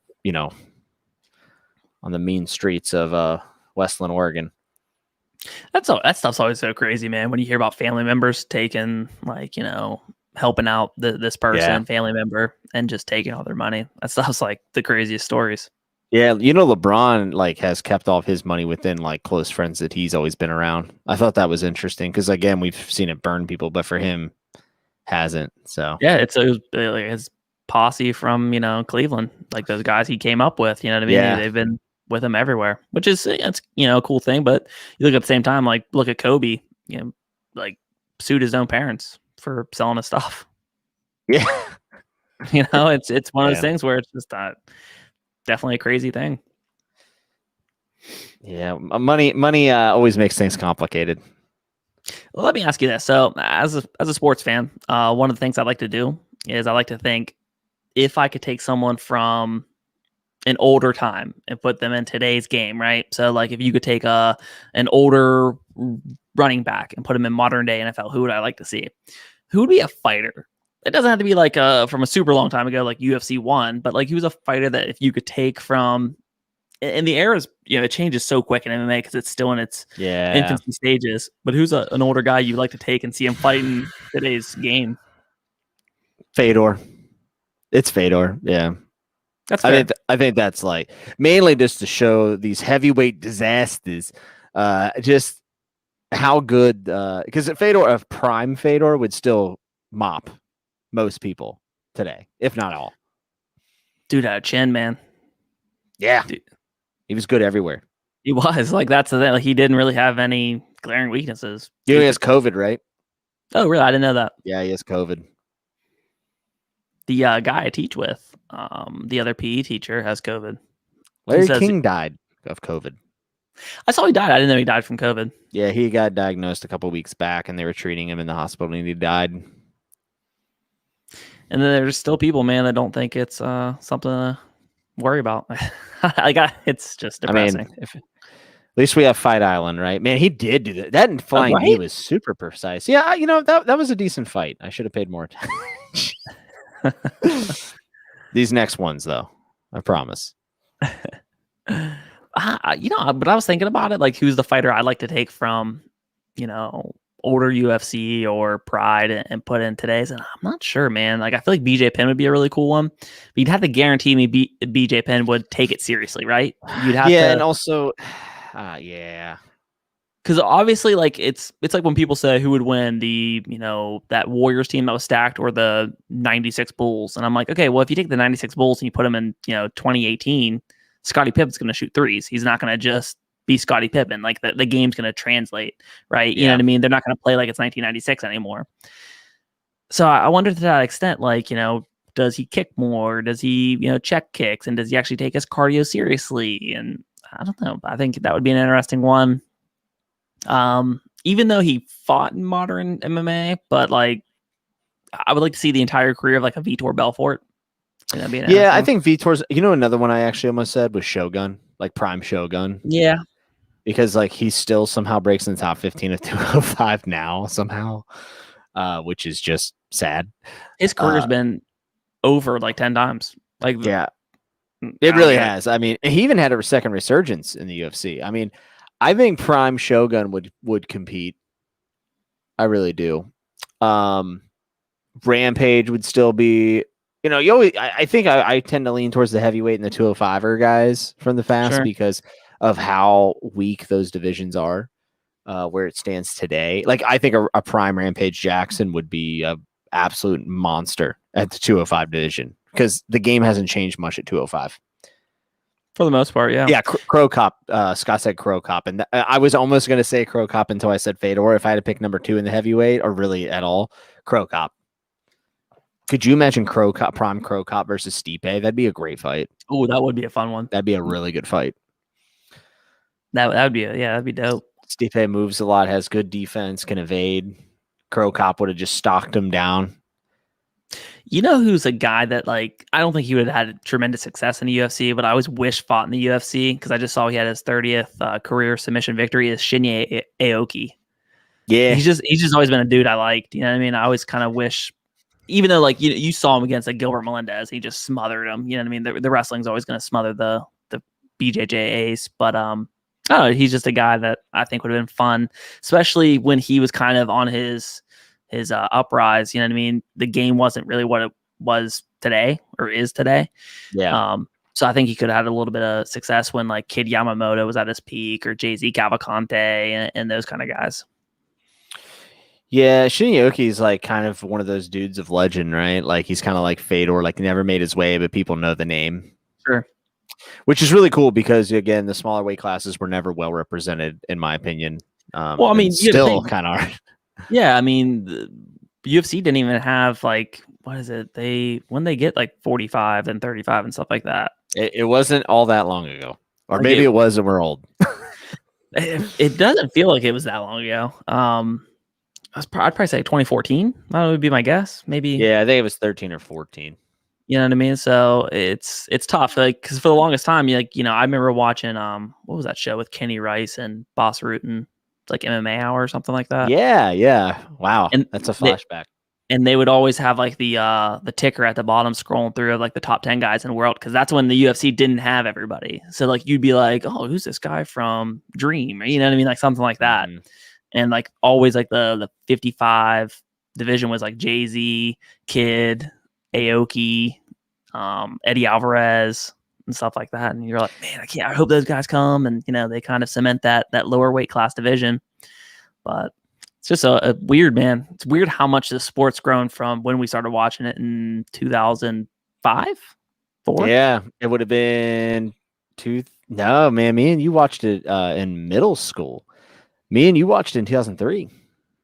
That's crazy, man. It was 7th grade. We were in health class together. Remember? Yeah. You know what I thought of today that I was like, the UFC should do this again. And I get it that with the times and kind of everyone being against bring back Godsmack. Bring back Godsmack. Dude, do you remember like UFC, like I think it was like 57 or something like that? They did USA versus Canada, and it was headlined with they should do like USA versus Brazil, or like Canada versus Russia. Like, I don't know. Like, I think those are, obviously it doesn't have to be like this blood feud, but I think it's always kind of fun, and especially like with like a Brazil or something like that, they take great pride in that. Like, I think that would like be some like serious heat. Like, it'd be fun. Yeah, it's like the Olympics inside of the UFC. Yeah, it'd be dope. Dude, can you imagine the Olympics had MMA?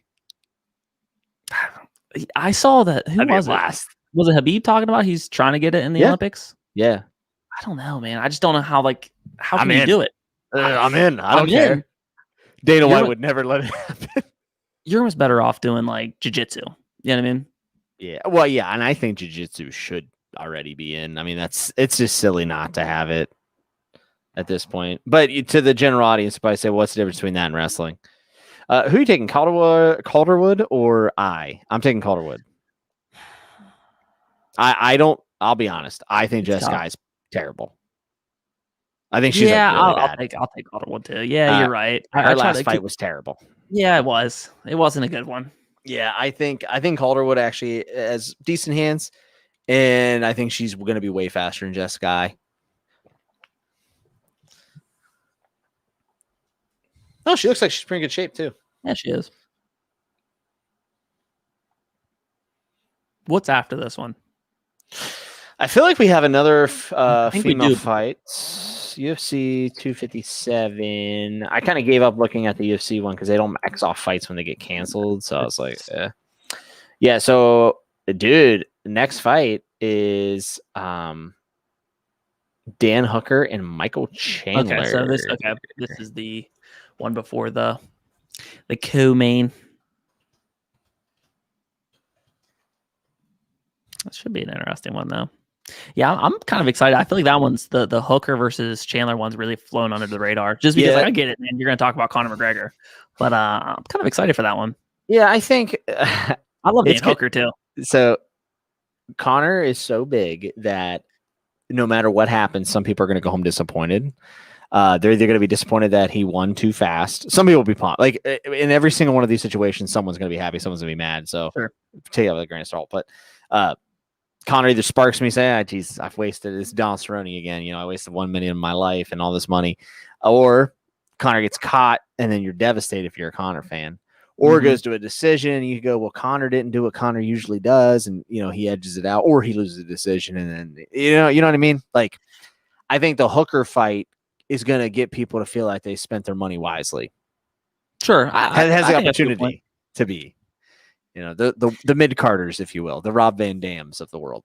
So we both said that we're not like, I don't think either of us dislike Conor McGregor at all, but I also don't think either of us are like big Conor McGregor fans. Like I love Conor McGregor as like an MMA fan, but I don't love Conor McGregor. Like I much rather Nate Diaz win, right? Yeah. But dude, how epic are Conor McGregor fights? Like, just think about it. Go back and watch Chad Mendez, UFC 189, I believe it was. Chad Mendez versus Conor McGregor. Like, just how epic it was. Yeah, I will say. So when I watched the Cerrone fight, I still stand by it. I didn't think that fight had the mystique, because it just didn't do it for me personally. So maybe it's just a personal thing. When I was in the bar and he won, people were freaking out. People said, "Oh my God, he did it again." So there's without a doubt a mystique to him, obviously.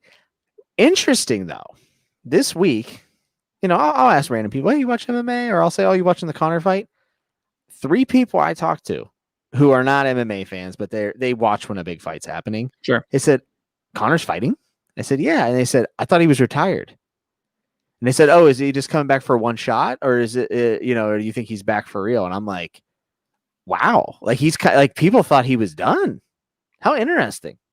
I do feel like this fight hasn't been, it's been pushed heavily, but I'm also like on Twitter and Instagram. I follow a ton of MMA stuff, but I feel like if I wasn't an MMA fan, I was just kind of a casual sports fan, or I watch casual fights, I feel like I might not have known. Well, I thought it was also interesting. So the UFC YouTube series, I'm blanking on what it's called. The breakdown ones, the UFC breakdowns that they do. They're awesome. Yeah. The best one this year, I think, was Khabib Gaethje. No, it wasn't Khabib Gaethje.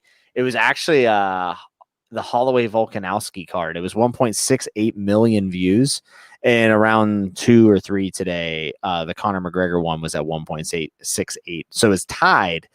It'll probably go over it by a decent amount, but like not that much. Like I would imagine a Conor one would do double a Max Holloway, which I also was weird that the Max Holloway card did the most. I was like, that's kind of bizarre. I thought Khabib and Gaethje had 1.48 million. So I'm not saying Conor's not a draw. He's the biggest draw in the UFC. Sure. But I do wonder though if some of the casual fans have kind of checked out a little bit. I mean, I was shocked whenever they're like, "Oh, he's retired. Like, why is he coming back?" I was like, "Oh no, he's back in it. He just couldn't fight because of the pandemic." Like, "Oh, I just thought he quit." It's just weird. I do think Fox almost did a better job of promoting the UFC than ESPN does, because I feel like Fox, I'm watching the NFL, it's playoffs, right? I would see more UFC ads than I don't have cable. I don't watch any ESPN. Like I haven't seen a second of SportsCenter in, I don't know, 3 years. You know what I mean? So like I don't see anything, UFC related. So it's definitely weird. I don't know. Yeah, I mean, I think for your casual sports fan, I think ESPN's a good place. I think it's a good place. I'll be honest, I hated the Fox era. I actually didn't like the Fox set. I know that sounds weird, but the production of the Fox fights always felt very rough to me. Well, they felt like they didn't want to sink any money into it because they didn't really care about it. Yeah, very dark. Like they darked out a lot of the octagon. Like if you go back and watch like the Vitor Belfort fights when he was on TRT and he was just ripping through people, what an awesome time. But if you go back and watch those fights, the production quality is very weird. And we're about to start round 1. I am at 455. 54, 53, right. 52. Yep. So how do you think Jessica can win this fight? Because we both picked against her. I think it's going to have to be a grind. You know what I mean? It's going to have to be one of those like just dirty, nasty fights. Make it ugly. Yeah, I've always had Jessica likes to throw a lot of jabs, and I always feel like her jabs are so routine and with nothing on them. Mm-hmm. And I think it was just such a useful tool in MMA. Cater, even though he lost against Holloway, was using the jab very effectively. And I thought, I don't know, I thought it like shined, and it showed that even though he was getting his ass whipped by Holloway, he was still able to stay somewhat into the fight because he was throwing such a good jab. And I see fighters do it all the time where they just kind of throw it. They paw it out. Not like McGregor where he's measuring, but waste of movement.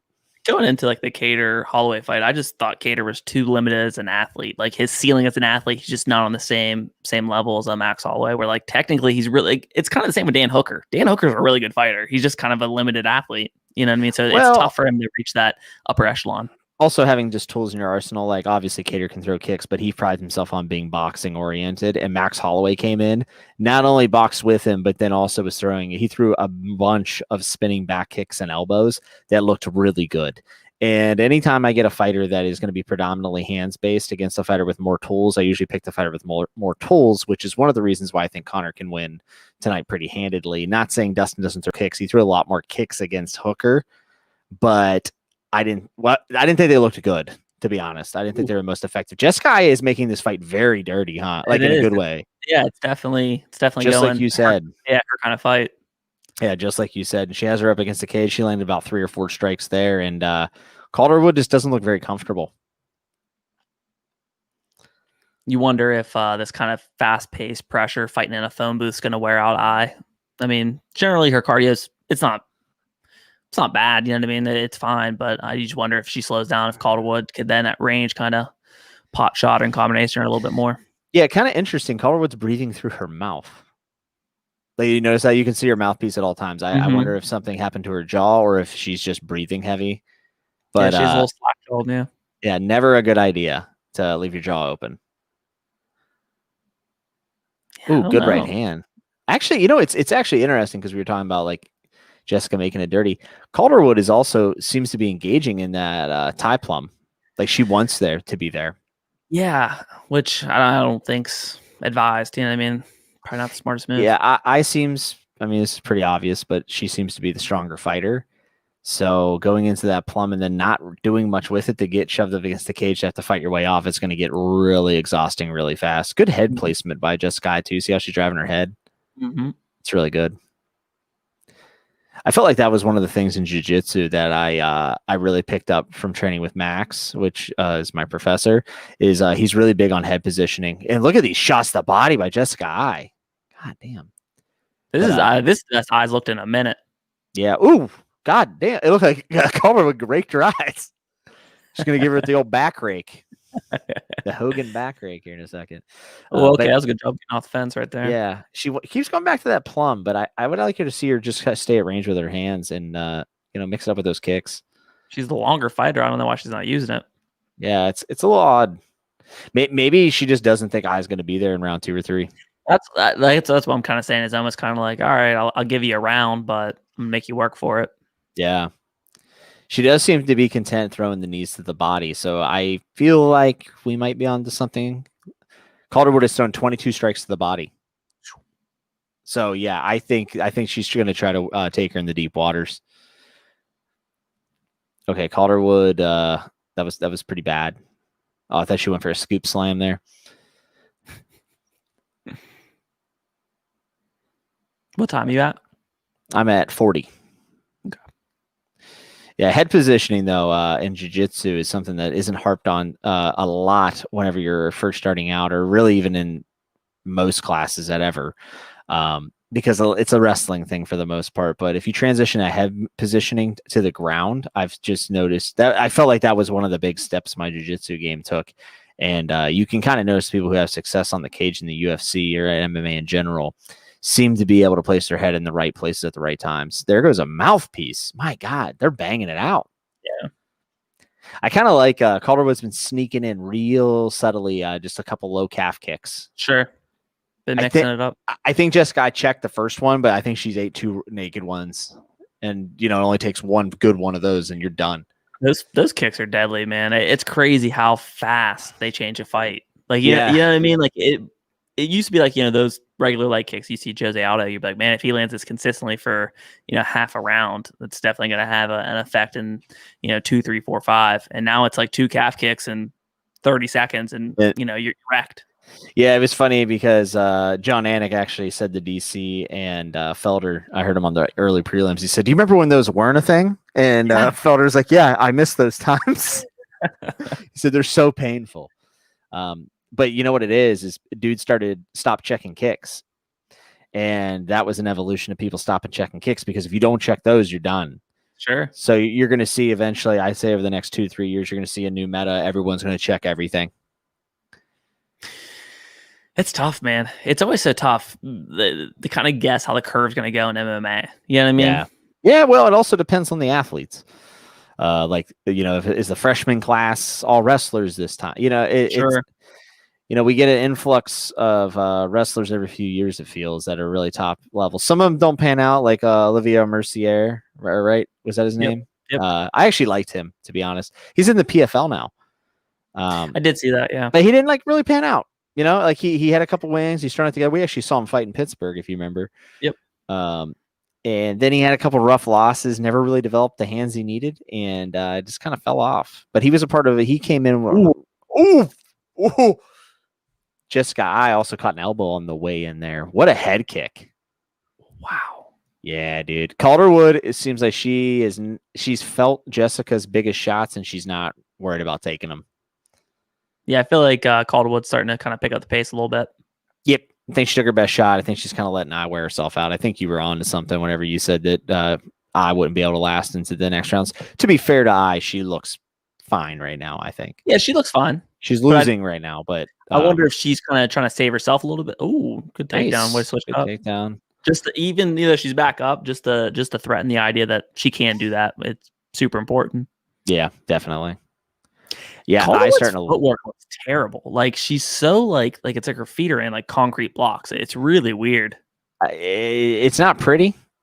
She seems like she's pretty determined to make it a dog fight. Jessica, now in the clinch, Jessica's looking really good. Kind of concerning Calderwood doesn't seem to care about defending in the clinch at all. But what I was going to say was whenever they're standing up, and we'll see if it continues here, Ai is kind of loading up her punches a little bit, and Calderwood's able to take a step back, shoot takedowns. It just looks like I don't know if it's necessarily her slowing down or not, but she just looks a little bit more premeditated.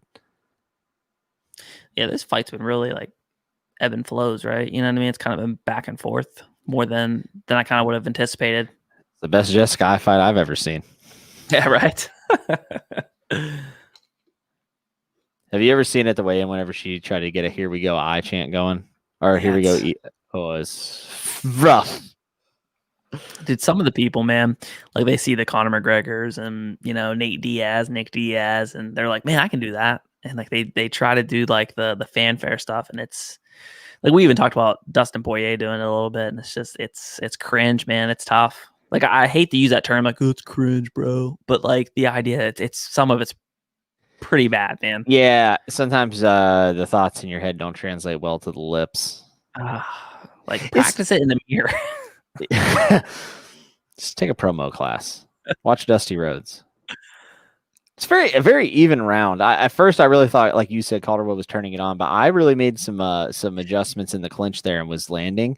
And I don't feel like either fighter's like really cemented the round. I guess Calderwood did have the takedown, but with 2 minutes left, she had the biggest strike so far in the round. Yeah, but yeah, true. Like I said, like she started off pretty well in that first minute 15, and now Ai's kind of taking the middle part of the round. We'll see how kind of this finishes out, and they'll probably take the round.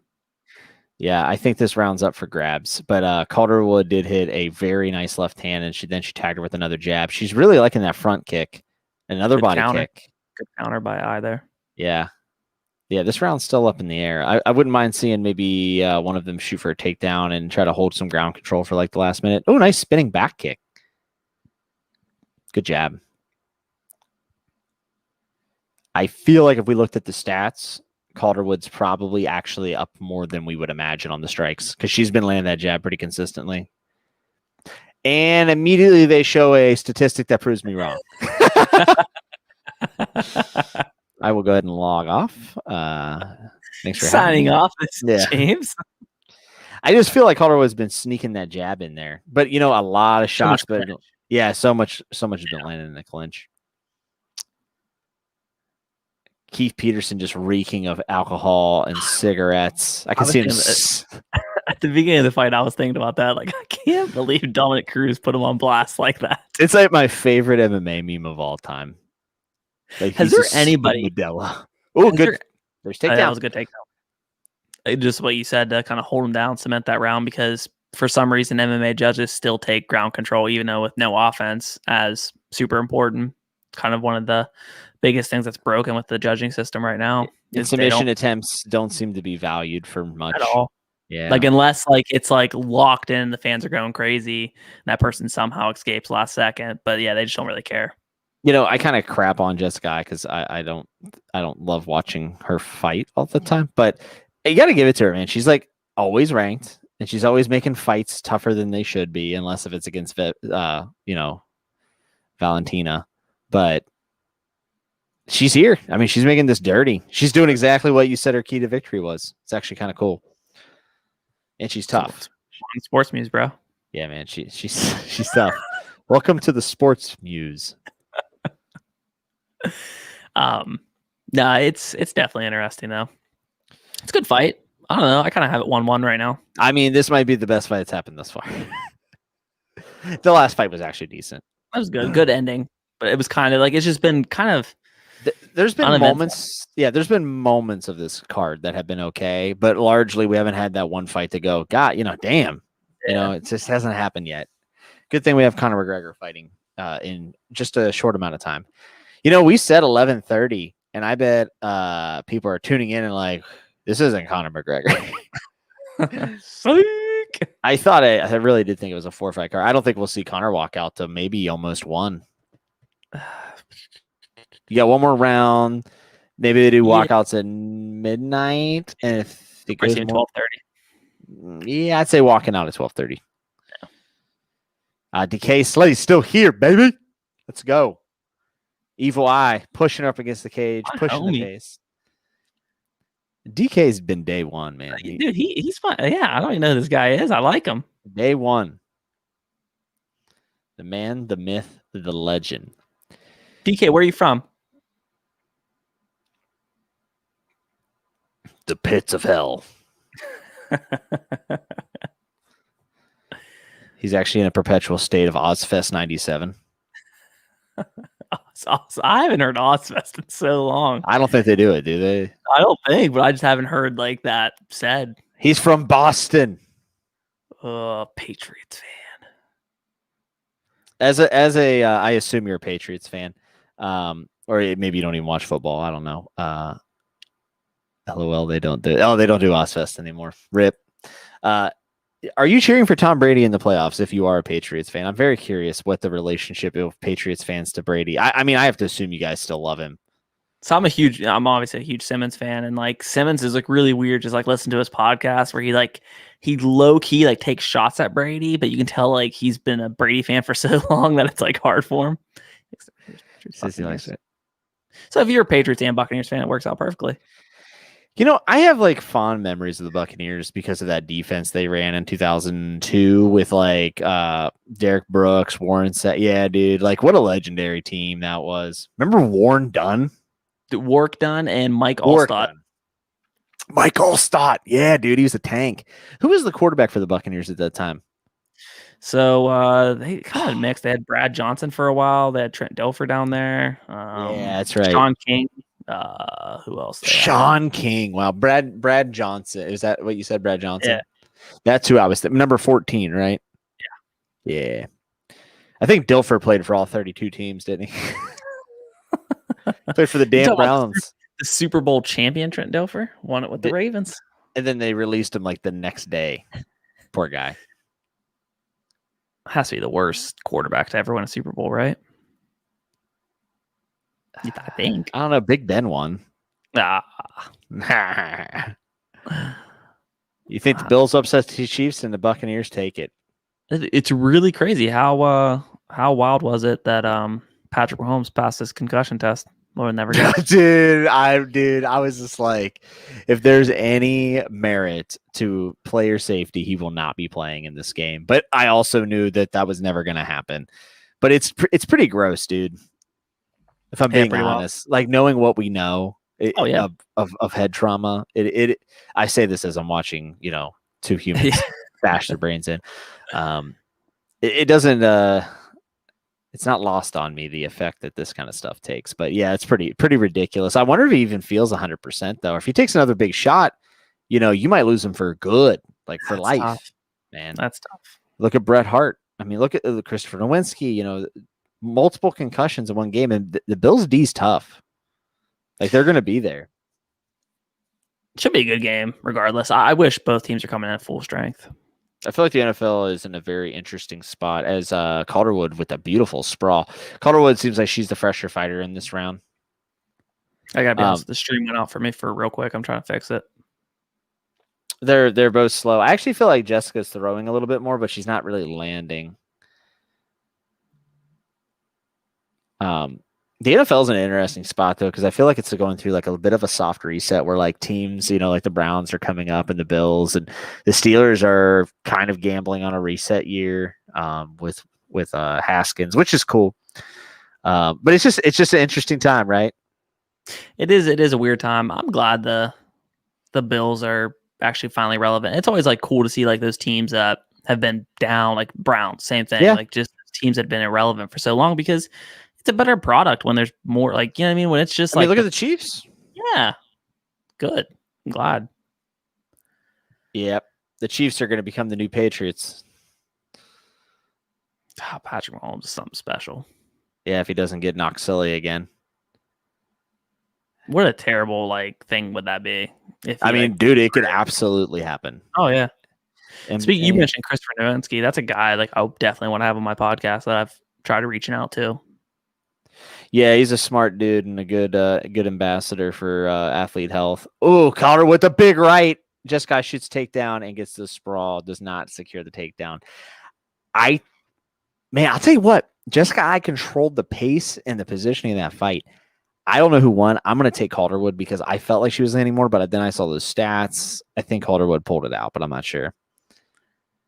If Brady wins the Super Bowl, we'll never hear the end of it. Yeah, Bill Belichick will have to eat crow, and people will be up in arms probably. NBA and NFL have a ton of new talent with good older talent still there. Yeah, it's interesting, right? Like the NFC, look at who was in the playoff: Breeze, Rodgers, Brady, and then you take a look on the other side. You got Josh Allen, Mahomes, Baker Mayfield. Yeah, Baker Mayfield. Kind of cool. Kind of cool. It's like the NFC where legends go to die or some shit. The old West. The old guard. Hey, listen, any athlete that's still how long to the Conor fight? I would say 45 minutes. Yeah, we have the co-main. The co-main's going to be awesome. I would definitely stick around for that. This next fight's going to be pretty good. I have a feeling we're going to get to see if Michael Chandler's for real. But I would say Conor and Dustin Poirier will probably be walking out at 12:30, a little later than we expected. I thought it was a 4-fight main card. It ended up being a 5. So, and we saw some of the fights go a little bit longer. We saw like a finish in late 3rd round. You know what I mean? Yeah, seems to be the thing with Con. It's almost like they want the fight cards to go longer so they can break into more buys so they get decision type. Yeah, right. Like you always wonder if that goes into the decision making. Still think it's a huge. Yeah, Calderwood picked up the W. I can't get this stream to go back on. They got it. They axed it. Oh my god! Hey, that was a good fight, man. That was a dog fight, and thought Calderwood picked it up. I'm gonna say something I never have said in my life. I was impressed by Jessica I. Yeah, well, it was an impressive performance. Yeah, it's like the Jens Pulver of women's MMA. Jens Pulver. Dude, when he lost his last fight against who was it? Uriah Faber. I think it was. Yeah, that's like the saddest thing I've ever seen. It was much like when Shawn Michaels super kicked Ric Flair. Rough. I'm sorry. I love you. Dude, Pulver's a guy that kind of set the way for smaller weight classes that's just really been lost in translation. And it's a shame because he doesn't seem like a bad dude. And then everyone knows BJ, and BJ ended up being a total shithead. Yep. And that comes from a guy that for 10 years, BJ Penn was my favorite fighter of all time. And now I just don't even mention him. Yeah, definitely a tough look, right? Yeah, when you're getting knocked out in street fights in Hawaii and it's on video on TMZ, it's a bit embarrassing. And then like the whole stuff with like Coke and his family, and definitely not great. Look, not great. So that's pretty cool. I can't get the stream to work.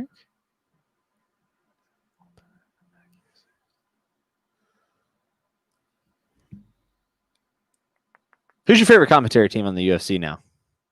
Who do you want in the booth? That's tough. Well, it's weird with like the whole 3-person team now, right? It's definitely different. I feel like they're starting to kind of fix it a little bit.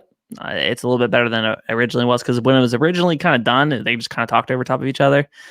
I love DC, man. I think he's the best commentator. DC, Anik.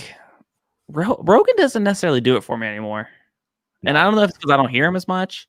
I'm a big Dominic Cruz fan. I was going to say earlier, has anybody ever done a complete 180 like Dominic Cruz? Like, remember how hated he was before, like the first time he blew out his knee?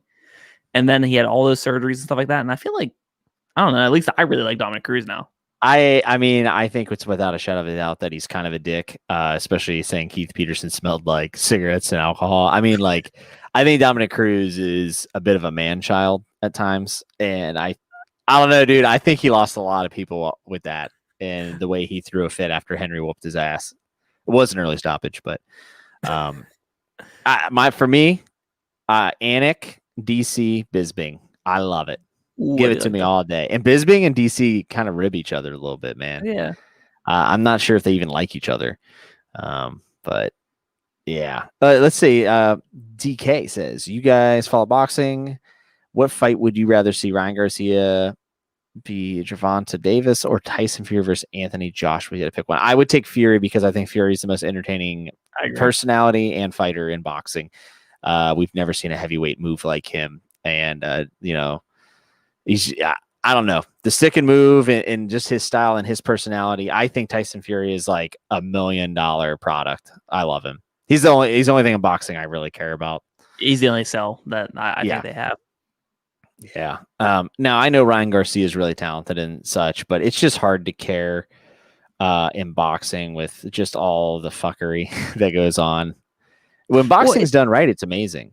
Yeah, I mean, how many times do we see like these big fights in boxing and they just, it's a draw, so they get another payday, and it's just like it's so crooked. Well, I mean, the Triple G Canelo one, I said I'll never watch boxing again. I was so mad, and I didn't watch boxing until Fury and Wilder. I didn't watch it. I was so mad. And you have boxers on the panel commentating for the product, and they're going, "This is why boxing's dying," and you're just like, "This is depressing as shit." I don't hate boxing, but I do hate some of the fuckery that comes along with it. I was very disappointed. I did watch Lomachenko's last fight. I was so sad because it's the first time my wife had watched him, and I was like, "You got to watch this dude. He's the phenom. He's going to get behind on the cards. He's going to come back, and he's just going to put on a clinic." And then he just got worked. Yeah, like he never got going, dude. And I'm blanking on the dude's name. He's out of New York, I think. The guy that beat him. Phenomenal performance. Phenomenal performance.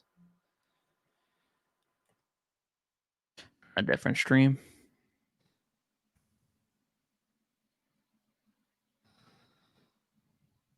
What's going on right now? Who's all here? So we got 8 people here right now. Who else is here besides our homie DK? Let's see.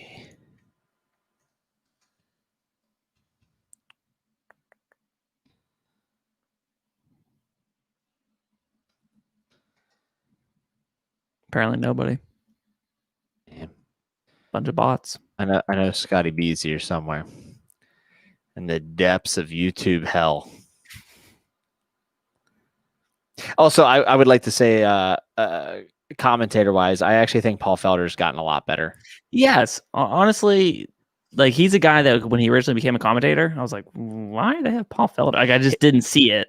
But I like him. In fact, if I hadn't said Bisping, I was going to say I think the A team is on right now. Yeah, definitely Felder. I think I like Dominic Cruz more than you, though. I think he's a smart guy. I like you remember when Frank Mir was doing it? I liked Frank Mir too. Yeah, I don't like Frank Mir. You can't sell me on Frank Mir. I actually like Dominic Cruz in the commentary booth, by the way. I'll tell you what combo I don't like. Rogan, Anik, Cruz. Hate it. Yeah, I just don't think there's much chemistry. Like there's no Yeah. Rogan's kind of, doesn't really care until it's on the ground. Then he likes the jiu-jitsu. Dominic Cruz, I feel like, doesn't really talk much when Rogan's, there. I think that's my only complaint with Dominic Cruz. He doesn't talk enough. Like he's better in like a 2-man booth. A Cold One still here. He's still riding. Ride or die. Ride or die. I love it. And DK says, I'm just drinking, playing Call of Duty, listening along. Hell yeah, man. I'm not drinking. I'm very thirsty, though. All right. Conor with hair or Conor without hair? This is a big question.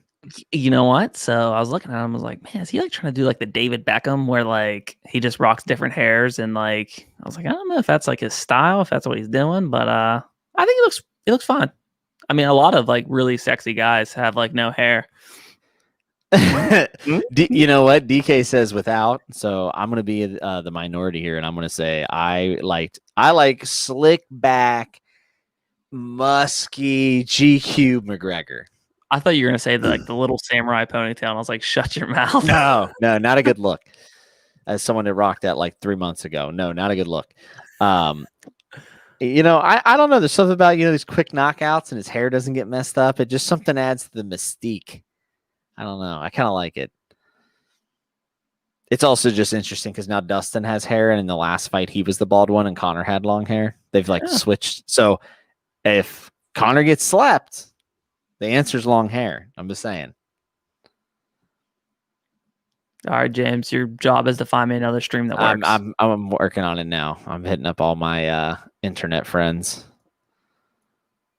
I texted John a while ago because John's like big Reddit guy. Oh, Johnny boy. I'm a big fan of that Johnny boy. Haven't heard from him in a while, dude. So do you think you do Gaethje, Charles Oliveira? Also, what's up with this whole thing where people are saying that the winner of Hooker Chandler is going to fight Conor for the belt? I understand, like, I shouldn't say why people, because I understand why people are saying it, but Dana said it, and I'm sitting here like, Makes how no are sense. Gaethje and Charles Oliveira not ahead of Dan Hooker? That makes no sense. Right? Like, unless they're saying that if Michael Chandler wins because they're trying to like ride, you know what I mean? Like that, they could be doing something like that where they've done that in the past. Where they're like, hey, this is a number one contender fight if the guy we want to win wins.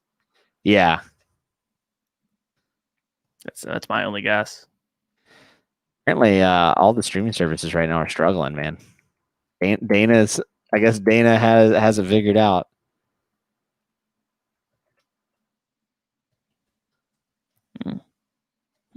Well, you know, only if I would have bought the pay. Oh wait, I did buy the pay-per-view. ESPN. If they charge me for this, dude, about to go postal. Sounds like they did. Yeah, but if I get like charged for this, like I'm like, I didn't watch a second of Charles Oliveira looks good. Imagine seeing that news article. Conor loses bout. Is it lack of hair or lack of face? Bloody elbow will run it. Dude, honestly, Dan Hooker's shit talk was tremendous. He said Charles Olive said he couldn't make the weight. I got broomsticks thicker than him. It's like, damn. James could rock a mohawk. I've never rocked a mohawk. I've rocked the man bun in the last year because I said, well, I'm not leaving my house. Let's do it. Actually, I'm going to be honest. The man bun is terrible. If you don't have it tied up, it gets in your face. It's just not a good time. I've never had a mohawk. I'll probably do it before I start losing my hair. I think that's a. I feel so bad for people that like lose their hair. Like it's so embarrassing. I'm like, and they're always wearing flat bills. You know what I mean? Like Pittsburgh. Yeah, James Go Bald, you got this. I was real close to shaving my head when I had my my ponytail a couple months back. I was like, didn't really want to go to a hair salon. I was like, maybe I should have shaved my head. But then I realized, do you see this 5 head that I've been rocking since kindergarten? This thing's a fucking melon. DK said, I just turned 21. I'm losing hair. It's rough. Dude, it's fine. 21's when I started, man. Really? Like I used to like Andrew too. I used to like gel my hair up and then like I buzz cut it at one time and went to like it grew it back out and was gonna put gel in. I'm like, man, the hair doesn't feel the same. I'm like, oh god, I'm losing hair. I guess it is kind of a acceptance, like, oh, I am, like, no matter where you are, you're like, I am getting older then. Like, that is a thing, right? Yeah. But, Stone Cold Steve Austin made it hip. I think Dana White's out here just slaying. It'll be fine.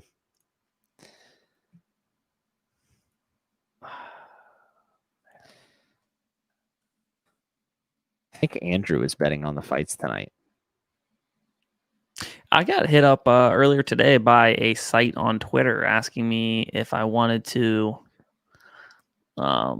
work with them on creating like my own like login and like thingy where people put in like promo code SportsMuse and they go to their betting website and whatnot. And what was the name of it?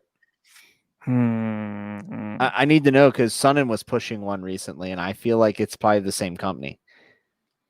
I don't know. I'd have to look it up on my Twitter. Yeah, it's like the new thing is that they push they push a subscription and then you can pick from people who are making picks. It's kind of weird. There's always someone trying to make a buck out there. I messed with it a little bit and it seemed like it was like kind of hard for me to work on my phone a little bit. So I was just like, I'm not going to message them back. Yeah, it's fair. It's Manscaped. Dude, here we go. Michael Chandler finally in the UFC. Would have liked to see it before the Patricio fight, but nonetheless, we're here. Everyone said he couldn't pass the USADA test. He did. Still looks jacked out of his mind. The website was called jazzsports.ag. I would not give them any of my information.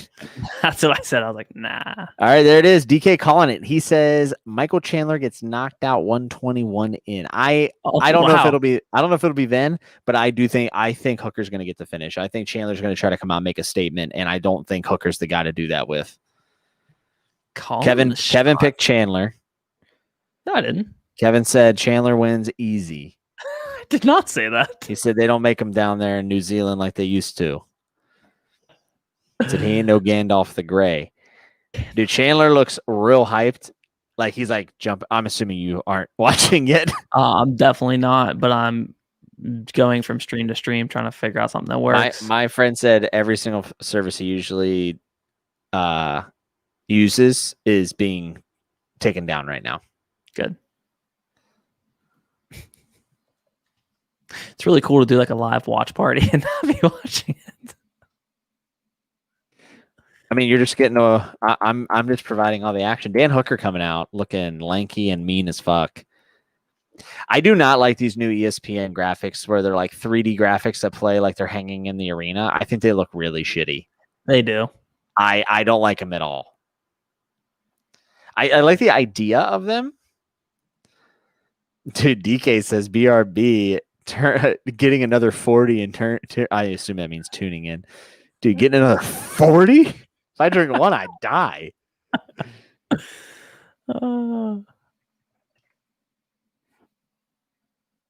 DK's going horde. Let's see.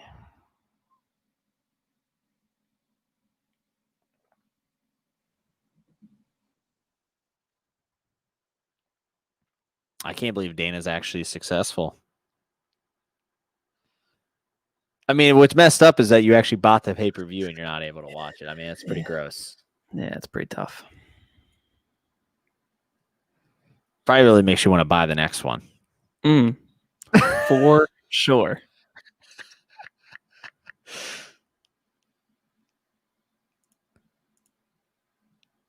I'm always slightly impressed with how not impressive Dan Hooker looks physically.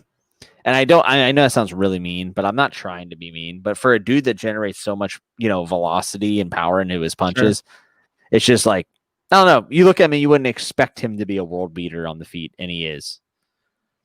I mean, it's kind of like when you have that craft like so finely tuned, like kind of like a Nate Diaz, you know what I mean? He keeps you on the end, so it's like a whip, you know what I mean? Like when he catches you at the end of his punches. Yeah.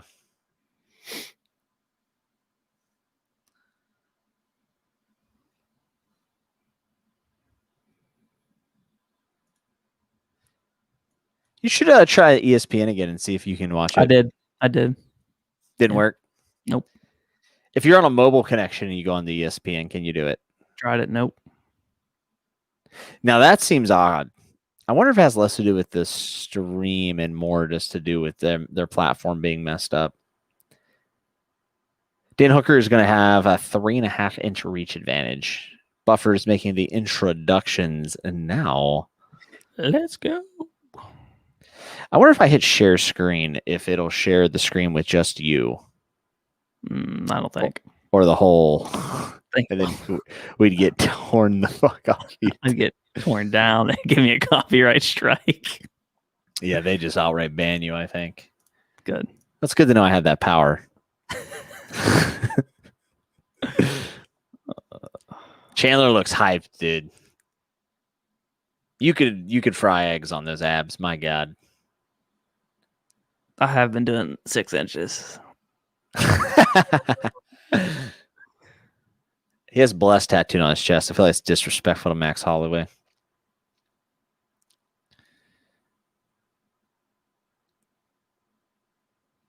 Dan Hooker looks like he could roast you pretty well.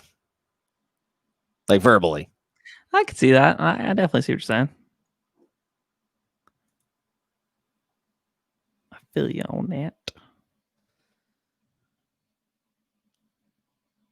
Apparently, Jens Pulver and O'Malley are on Twitch doing like a fight companion type thing. Oh, really? Yeah, it's interesting. And a guy named Vis who streams, like he's a video game guy that loves MMA. 33,000 people watching him. I don't understand why we don't have 33,000, but we almost. We're close. 11. We prefer the more intimate setting. Yeah. Okay. All right, here we go. Fight starting, Kevin. I'll let you know how it goes. Chandler immediately takes the center of the octagon. He's doing the very weird shuffle that people do that I hate, where they like jump forward. Ooh, okay. Chandler is pressuring him. We saw one leg kick so far that was almost caught for a single. DC's pointing out the fact that Hooker has very good knees up the middle, which is a good thing. It's very true. Chandler is pressuring. He has not thrown a single strike, and very weird. He just stopped and dropped his hands and kind of shook him out. I think he's really nervous. Dan Hooker went for a leg kick and just whiffed. Interesting thing also is it looks like Chandler is going to reach for kicks, which could be a nightmare. Yeah, not a good idea. He kind of like swept the leg away, but he's also dropping his left hand. It looks like he's trying to catch the leg. He just did it again. He's going to get caught. Because that's one thing Hooker did in the Poirier fight. He lost that fight, but he made adjustments based on Poirier's entries. Dan Hooker is a very intelligent striker. He is. All right. Chandler just threw, I think, his first strike. It was a punch to the hip. It's weird, man. I know Chandler's shorter, but like it looks like he's way shorter than Hooker. It's very weird. Is Scotty B still here? That's all I need to know. I haven't heard from him. Might have fell asleep. Looks like Chandler's having a really tough time trying to crack this cookie of how he's going to get in range. He kind of went over the top there with a big right hand. Oh shit, it's Michael Allen, and he says way shorter. Yeah, it's weird because I don't think their heights are really on paper that much different. But like Chandler looks, I mean, he's thick, but like he looks so short. Yeah. Oh, he tags Hooker with a right hand. Chandler with a front kick that puts to the body that puts Hooker back. Chandler is throwing hard. Like he is throwing big overhand rights. And my wife sent me an emoji, so I'm going to assume something terrible just happens because we're about a minute behind. Oh, okay. And folks, it's not looking good. Not looking good for Dan Hooker. Dan Hooker is getting murdered. Jesus Christ. Okay, they stopped the fight.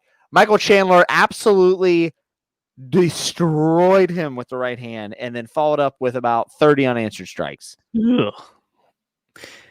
Hey, James, here's what we'll do. FaceTime, like Facebook FaceTime me of your screen, and I'll just watch it on my phone. Okay. Yeah. I think I can think of. Wow. My parlay that I would have taken was going to be Reboss, Hooker, and Conor. So if that's any indication, Dustin Poirier is walking out with a W. Dude. Okay, so some things I noticed from that fight. I think Chandler was hyped up. I can't believe he just finished Hooker. I mean, Poirier didn't finish Hooker. Oh, Hooker's tough, dude. Okay. Now I can. DK says he bet Hooker. I don't blame you. I just accidentally closed my stream. Give me 1 second. Shit show. It's all my fault. What's going on, Mike? Did you just tune in? Oh, dude, he absolutely annihilated him. Chandler looked like he was having a lot of trouble getting inside, but then he threw two big right hands. One missed bad, and the next one, he actually touched him. And as soon as he touched him with that hand, it was like Chandler just turned it on. He found his range.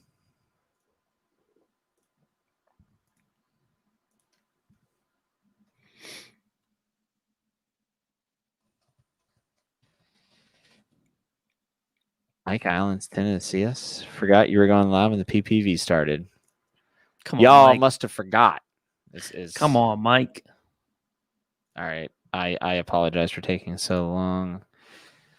Dude, my internet is probably like, what are you doing? All right. So what I'm going to do, Kev, is have you answer this. I'm going to turn off my video, mute my mic. Go ahead and mute yours. Yeah, you did. And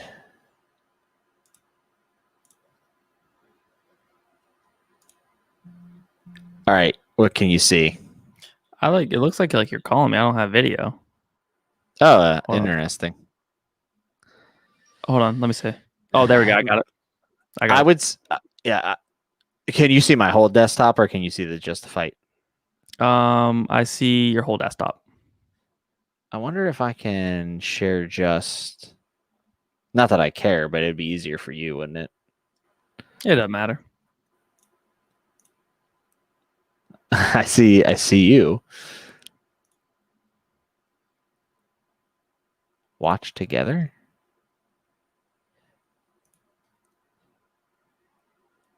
So McGregor in 30. Michael Chandler just called out Conor McGregor. Of course he would. You're on a McGregor card. He's a money fight.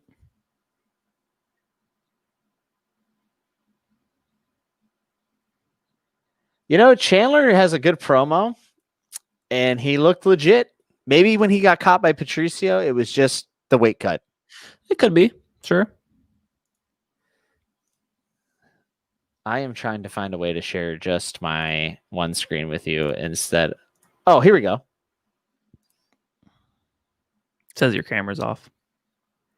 There we go. All right. Is it just the... Yeah. Just the fight? Yep. That's probably way better, right? Yeah, that's cool. Dan Hooker took off his gloves. Oh, wow. Was that the last fight of his contract?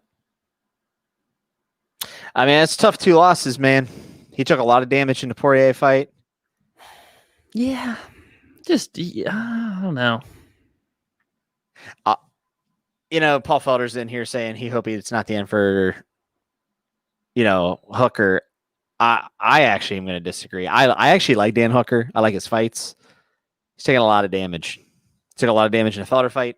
He took a lot of damage in the Poirier fight, and he just got finished in the first round. Jesus. That's tough, man.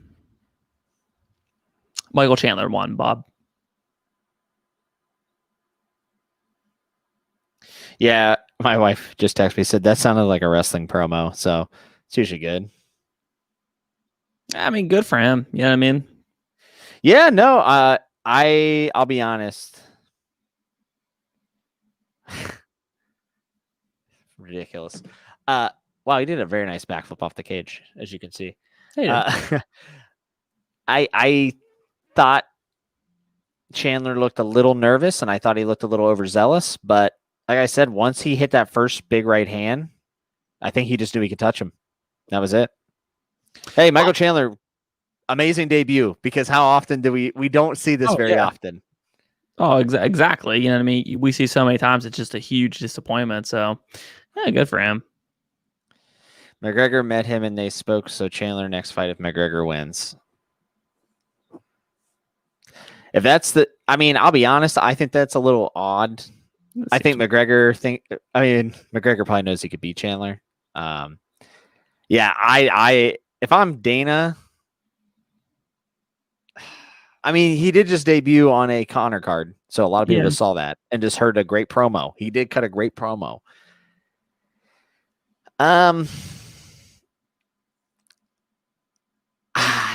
I guess here's the question.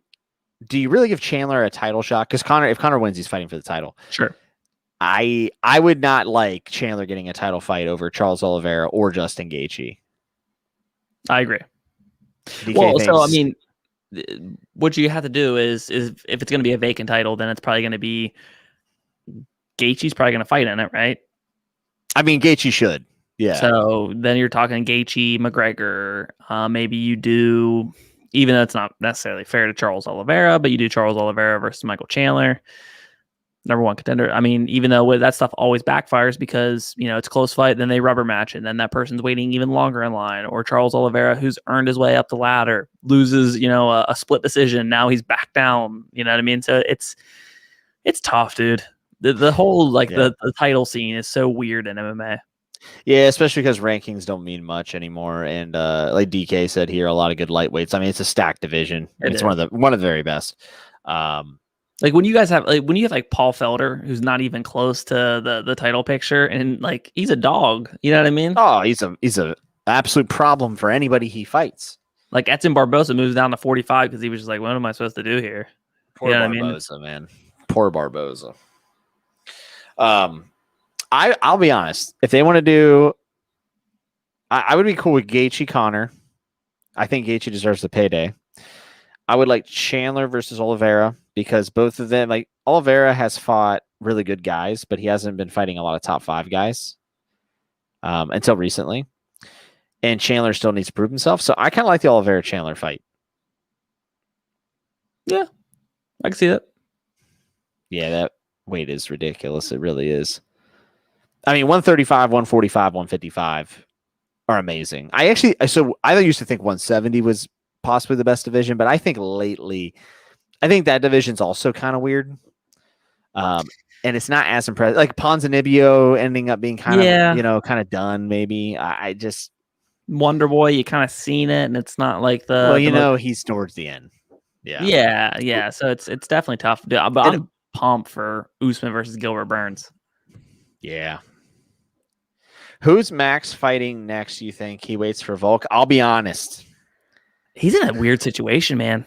Well, first off, they should run it back with Volk because he beat Volk in the second fight. Don't give a fuck what anyone says. But it's so tough. Like, how do you sell it then? Like, this guy's lost 2 in a row, but like technically he probably should have won, but he didn't. Like, it's so weird. Well, they're gonna do so. They already basically said they're gonna do Volkanovski versus Ortega, and I expect Volkanovski to beat the shit out of Ortega. Yeah, I don't think that's gonna be that close. And then you could run it back, but guys, let's think about this, man.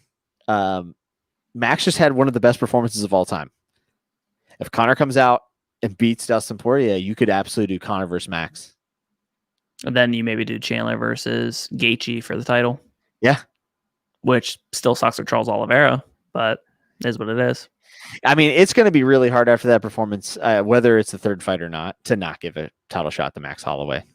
But I mean, remember, Charles Oliveira just dismantled Tony Ferguson. In some ways, it was worse than Justin's defeat. I mean, Tony Ferguson versus Justin was uncomfortable to watch, but Tony had moments.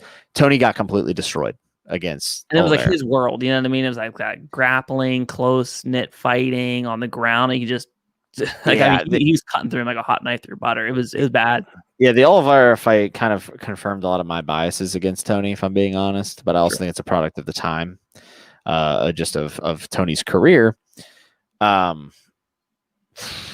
Yeah, man. I don't know. For me personally, I think because what is Oliveira on an 8-fight win streak? Like, it's going to be real hard for me to say that Oliveira should get the next title shot. I think the real question is what makes the most sense for money. Yeah.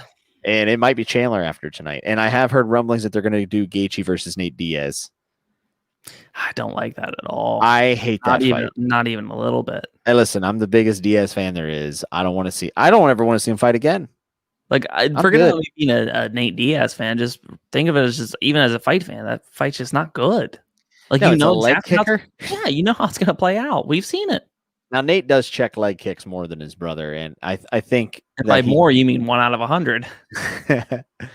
All right, Bob the Builder says, "Who you got, Conor or Dustin?" I am taking Conor. I'm gonna take Conor, but if I was betting, I'd bet on Dustin. And I know that doesn't sound right. Like, it sounds kind of weird, but I would the odds. I would bet on the odds. I think the odds are off on it. But I think Conor round 1 or 2. Yeah. Yeah, I would say I'm gonna say Conor round 2. I said round 1 in the breakdown. I'm gonna go round 2. I think he gets him like maybe early second, maybe at like the 4-minute mark. Yeah, I think you're gonna see the same result. It'll just take a little bit longer.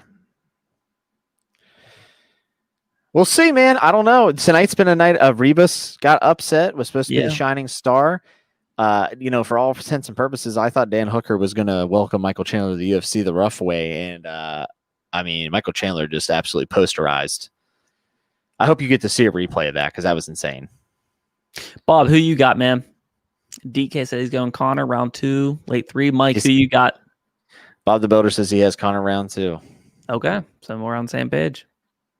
Nick Diaz is coming back and he wants to fight Jorge. I don't want to see that fight. I love Nick Diaz. Yeah, I would love to see Nick Diaz versus Jorge 7 years ago. Mike's taking Conor too. I don't know. Can't put my finger on Conor's physique, but something looks different, and I just don't know what it is. I think it's the beautiful bald head. You think?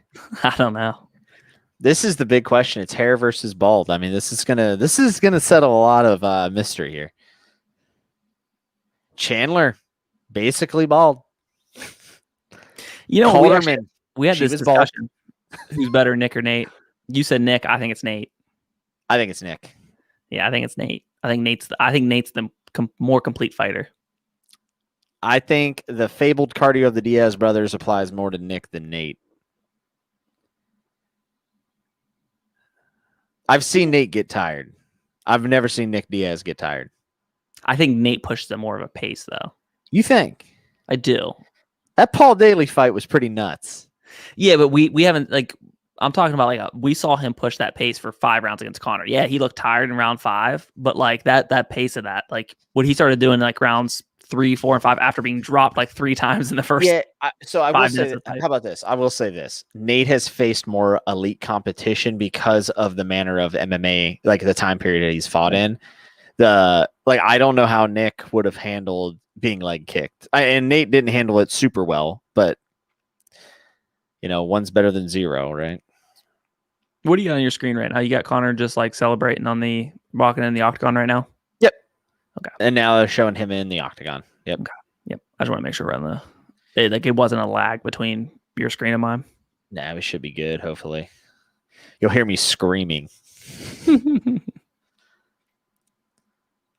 Yeah, I don't know, man. I just got this like feeling like, I don't know. And I'm probably, this is going to be one of those things where someone plays this back. But I think that really there's a good chance Dustin pulls out something like a weird upset that's kind of almost, you don't like. I really like Dustin, and you always root for the underdog, right?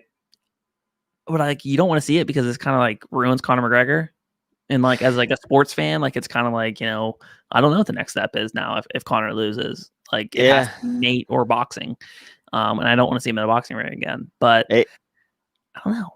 A cold ones is him and Nick are going with Dustin. Ooh. So, I mean, I don't blame anybody for picking Dustin. I know I've been like Conor this whole way, but like this is definitely a competitive fight. Yeah, it's going to be a good one, man. Kind of weird they had Conor come out first, by the way. Yeah, like I saw someone say like they're treating Conor like the B side, and I'm like, I mean, that is weird, like because Dustin's not even.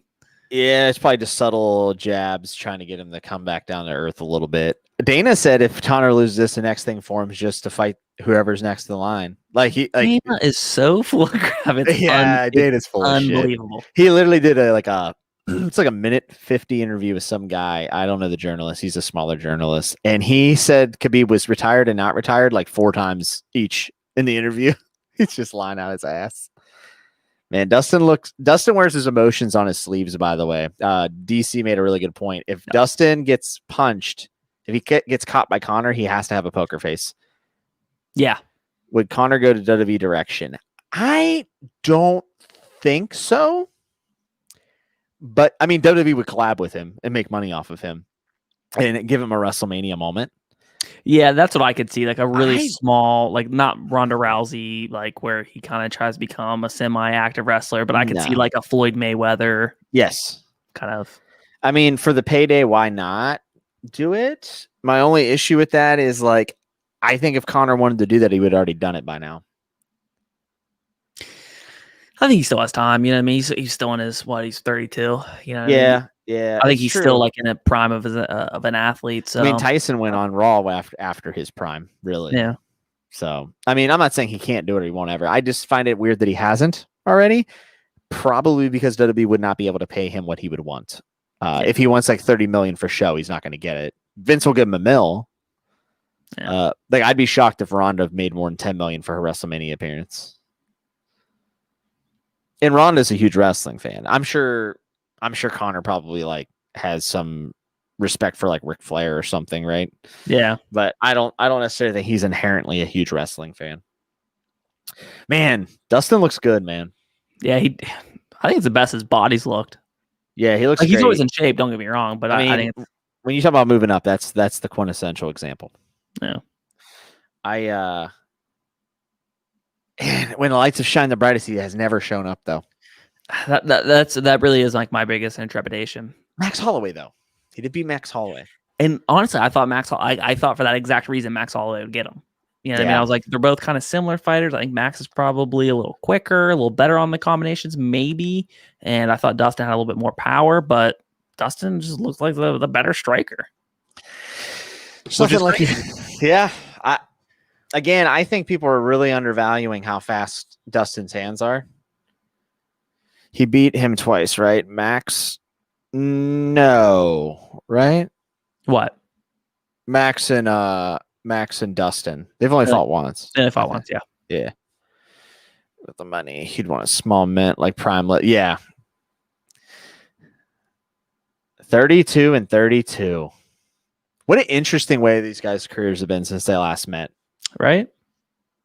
I did not realize that they were both 32. I thought Dustin was 30. It's going to be, so the whole story of this fight is going to be how can Dustin get into range? This is the whole story. That's it. Yeah. It really is. Dustin's entries, he switched it up and he likes to throw a right hand first and then switch to his left. And I don't think that's going to play well against Conor. That's why I picked Conor. I'm very interested to see this. Very excited. I think what makes Conor so special is not only like clearly he's an offensive guy, right? And he's really good at backing to the fence, but even when you try to be hyper aggressive and put him on his heels, he's so good with that backhand of just precision. Like he takes a little bit of steam off of it, but he's so precise of just putting it on you. And then you're like, uh-oh, like now I have to be on the defense. And then you're in Conor's world again. You know, that's what makes him so special, man. So Decay says they did fight twice. I didn't realize that Max and Dustin had fought. Did they fight at 145? They must have. Max, I would assume Max beat him at 145. Yeah, I don't remember that at all. Yeah. A lot of Max's early career is like a haze to me. Yeah, I think like any fight with Conor. Oh, Dustin won both. Damn. Huh. I got to look that up because I want to know when it was. If I might have watched the fight. I mean, I assume I watched the fight. I just don't remember it at all. Let's see. That had to be really young Max Holloway.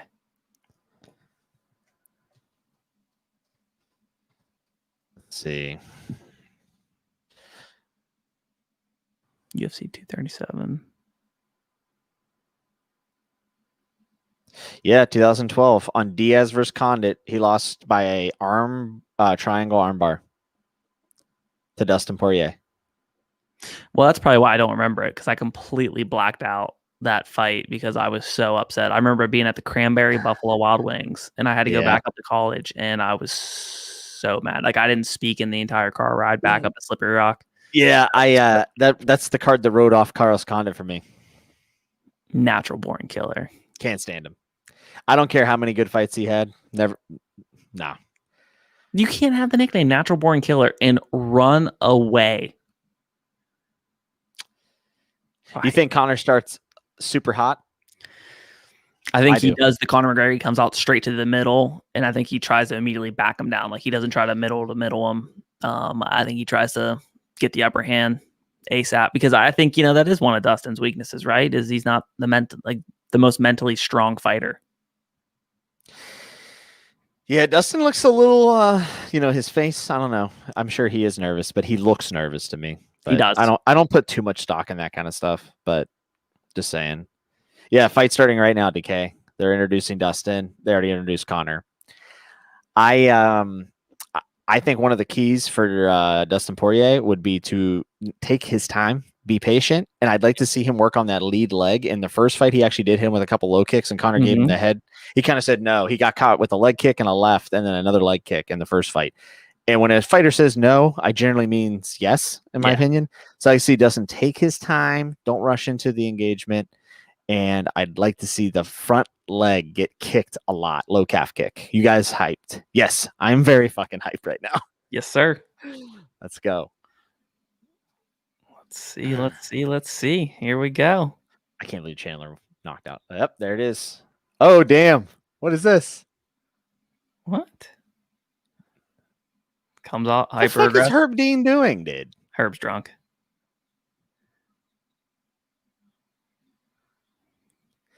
Okay. There's the big left. 445, Kevin. Yeah. Okay. It's just like super glitchy on my end. Okay, so Dustin looks good. Dustin's landed a couple counters, but every time he's been touched, I felt like he's winced pretty hard. Going low. Dustin going in for a takedown and secures it. It's big. Up against the cage. But that's big, man, for your confidence. Just to Well, know you can do also that. everyone's talked about how good Conor's takedown defense is, and you know, See, I thought it Dustin is. wouldn't do it, man. I didn't either. And also, Dustin's been pretty bad at open mat takedowns. Sure. I saw a breakdown of his takedowns actually whenever he was fighting Hooker, and someone was saying how he only succeeds against the cage. He did run him right to the cage. But then he's leaning on Conor. He's trying to that fabled gas tank. Smart fighter. Mike Allen agrees with me that it looked like Dustin was wincing. Conor throwing the shoulder strikes a little bit. The most overrated strikes of all time.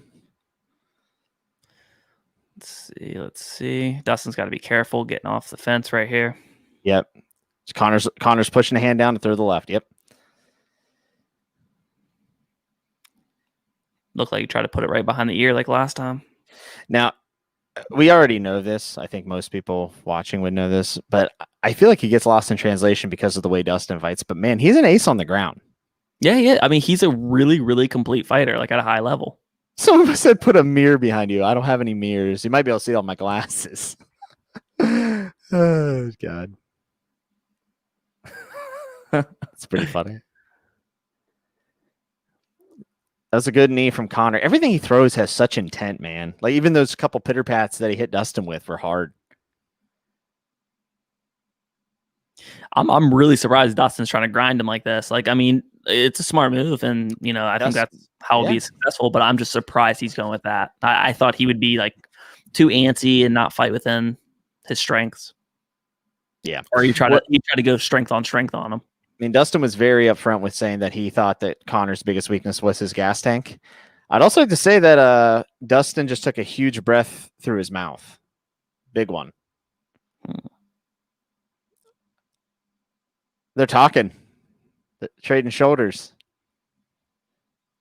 The glasses aren't really working. I don't know what to tell you, bro. I'm sorry. Wouldn't it be something, though, if Dustin got tired here? Just from the adrenaline dump? Oh, sure. Well, this has already went better than the first fight for Poirier, but yeah, I mean, I like what I see. I'd like to see him get back to a dominant position or win some exchanges in the stand-up before the round's over. It's Dustin's round right now, I think. Yeah, right now it is pretty close where anybody can win this round. So you see that lazy front kick? Yeah, that was bad. I think Poirier is a little gassed. I think the lights are a little too bright. His punches don't have anything on him either. Dude, Dustin looks gassed. He just got tagged. Dustin looks like he's out of it. His head's kind of looping around. What in the world is going on? Dustin should honestly just shoot again. Try to get the second round. He needs to get on the stool and talk to his coaches. He's getting hit. Conor's starting to get the lead hand going. Yeah, McGregor. Oh, he ate a big right, and he says, I tagged you. Hey, front leg kick from Poirier. Yep. Leg kick again. Conor looks a little flat-footed. Would you agree? He is usually kind of a little bit more flat-footed than he is on the balls of his toes. It's true. He does like his lurching punches, and he is tagging with the right and the left. He's ate a couple good front leg kicks. I don't think Dustin's leg kicks are immaculate, though. Great back kick. Maybe hurt Dustin's hand. He was shaking it. What's really interesting is that Dustin seems to be a little bit calmer now, and he is landing on Conor. And if you watch a lot of Dustin Poirier fights, he is a little bit of a back and forth guy where he'll have moments where you're like, is he hurt? Is he tired? And then he kind of turns it on again. So I'm not overly concerned about him being tired or anything like that. That was a good first round, though. I'll be honest. I think towards the end of the round, and it happened whenever he pointed at him, it looked like he was trying to bait Conor with the big left to do a pull combo, the pull counter, pull right hook. And he hit that one time. And he said, I got you. And I think that's why he's kind of like slowly edging his head forward. So maybe I was misreading that as nervousness, but I think Poirier had a pretty good recovery there, but he got hit a lot. I have it as a Dustin round, though. Yeah, it's close. It's close. And it's also hard because it's Conor. Yeah. I'm shaking a bit. This is fun. Yeah, absolutely. Chat, what do you guys think after one? Who do you guys have winning that round? I think I'm going to give it to Poirier for the takedown, and they did exchange a decent amount. They exchanged, but man, that's tough. It's one of those rounds, like I always, like when I'm betting, I always call it like a 2-1 round where like I think 2 judges give it to Dustin, one judge gives it to Conor. So it's not like a sure thing. It could be a 2-1 either way. Yeah. And you also, yeah, so I think most people think Dustin won that round in chat. Big right uppercut. Dustin had to wobble himself on the cage. He's got to get off the cage. He's got to get off the cage. Trouble. Conor looks pretty composed. He didn't take the stool either. I don't know if we noticed that in the middle of the round. I don't think Conor's tired. I think Dustin looks worse for wear. Ooh, that was a big kick by Conor. Conor looks strong. That size has really come in for Conor's frame, man. He looks good. Way to switch it up a little bit by Conor to grab that kick. I do think it's interesting that the narrative that even me and you have painted is that if it goes in later rounds, Dustin's heavily favored. But the way Dustin's body language is right now, he looks more worse for wear fatigue-wise. I feel like he's just one shot from going out, man. It's tough, man. Damn, DC just said that he thinks McGregor's leg's dead. Really? He said that whatever they're seeing, and Felder said it too. He said that leg's done. And if you look at Conor's lead leg, it is bruised. It is. Yeah. Conor's trying to bounce and get a thing in it. See, he did a clap.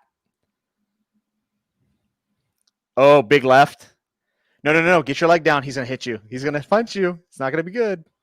Gets up against the fence. All right. He's good. Flashbacks. Do you remember Colin from Jiu-Jitsu? His fight, he caught a dude's front kick and just knocked him out. Whew.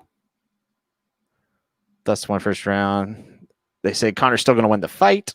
Michael Allen said it's under control. Conor seems very, very in shape, cardio-wise. He does. I don't think he's overexerting himself. Gonna be interesting, man. Yeah, the bruising is real. His shin looks swollen. I was going to say, it doesn't even look bruised as much as it looks swelled up a little bit. Uh-oh. That left hand. Dustin's slipping that left easy now. Okay, now he ate one. He proved me wrong. Well, I feel like he's getting Conor to overextend, and he's just... He is, and he catches him with the right. Conor leg jiggled. That leg is beat up. Oh! Poirier's pouring it on! He's got to watch the counters, though. Yeah, he doesn't want to get over. Conor's hurt. Now, oh! Down he goes. That's a wrap, baby. Dustin Poirier. Woo! That right hook. Dustin Poirier took Conor's best shots at 155, and he went through them. And I said before the fight, if he ate up the front leg, he'd have a chance.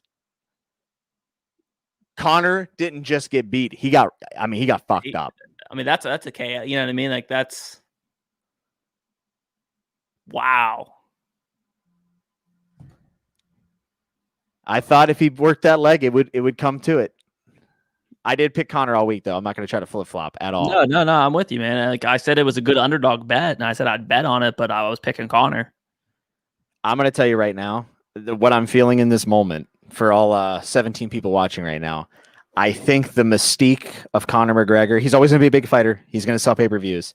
The mystique of Conor McGregor is dead. Well, it's tough, man, because like he's always gotten away with not being KO'd, right? You know what I mean? And now he's on the stool. He looks coherent, like he's not, but he's still a little wobbly. That leg. He can't stand. Dude, also, when it went to that second round, Dustin was confident. And I said that I felt like Dustin was faster than Conor. I didn't understand that narrative that Chael Sonnen was saying. I thought Conor's more precise.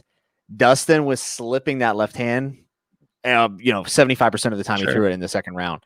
I think Dustin was just faster. Man, you wonder if something happened with the leg, like because it wasn't like he chewed him up like he was prime Jose Aldo. Yeah, but he was kicking a lot.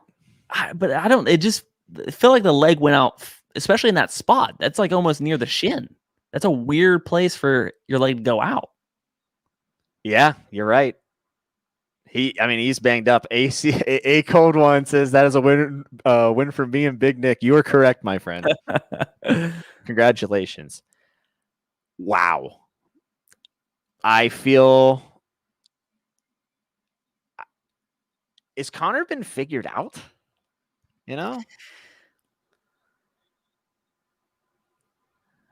That left hand.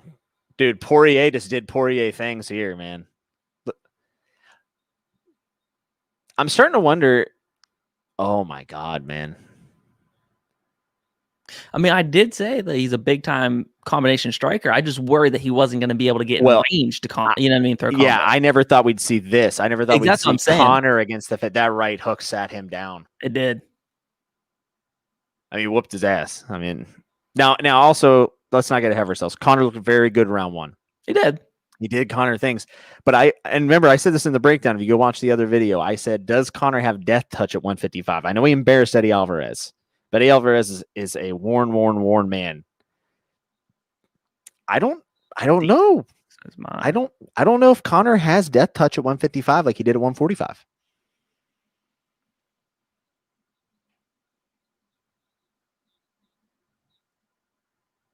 It's like when his leg went, man. Because things didn't start going downhill until his leg went out. You know what I mean? Yeah. He's even limping across the octagon. Yeah, hey, I had Conor all week too, man. I really just didn't think. And round one showed a lot of my concerns. Dustin was getting tagged, but he still has a chin. He has durability at 155. It's just a proven fact now. Dustin Poirier can take a shot at 155, and he weathered the storm and he stuck with his game plan. And I said, what he needs to do is get to the stool after round one. And I think he came back. His coach said, "Hey, hit that lead leg." He did it. That's curious. I mean, that's crazy. Yeah, without a doubt, he was catching Dustin. You got to get Dustin tough, all right? You have to. Like the way that he did it, yeah, you have to. But I'm curious. You know what, man? Here's a question for you. Like, is there any chance that Conor goes back down to 45 now? He's like, this is my true weight class? I don't know. Too big. He's also 32 now. I'm excited to hear what Conor has to say.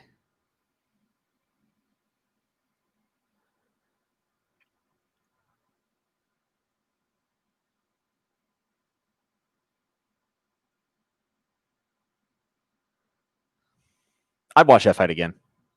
Oh, yeah. I mean, they could rubber match it, but I mean, I don't think you would need to. I mean, a knockout apiece. It's an easy sell, I think. It is an easy sell. I mean, and I'm sure Dustin would be game, right? Why would you not want to fight Conor McGregor? Yeah. Dustin definitely was rocked up in that first round, without a doubt. You could argue that maybe one or two more in some of those sequences and Dustin goes out, but all props to him. He outplayed Conor all the way, Cummings said. And yeah, I mean, that's pretty wild.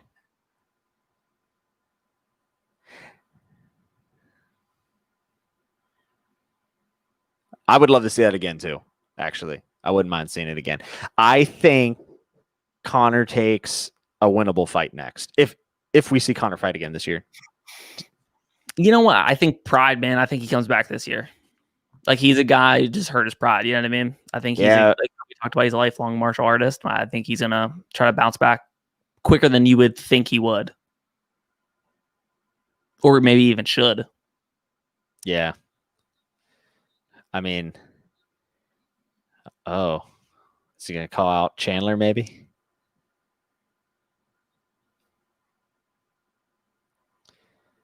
Also, yeah, Khabib's not coming back. There's no way he's fighting Dustin again.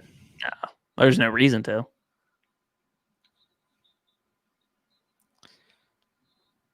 See, the interesting thing about Conor. Let's see what he says. Can you hear this, Kevin? I can't hear it now. Shit. You're good. Just you can tell me what he says. Okay.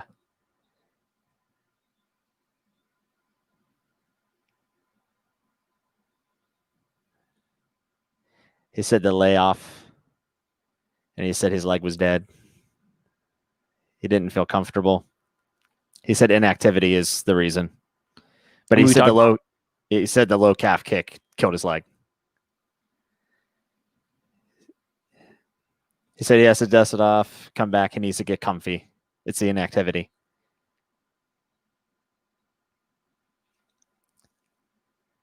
He needs activity. He will be fighting again this year. Said you can't be inactive in this business. I'll take me licks. I put a lot of work in. I'm good. It's a tough one to swallow.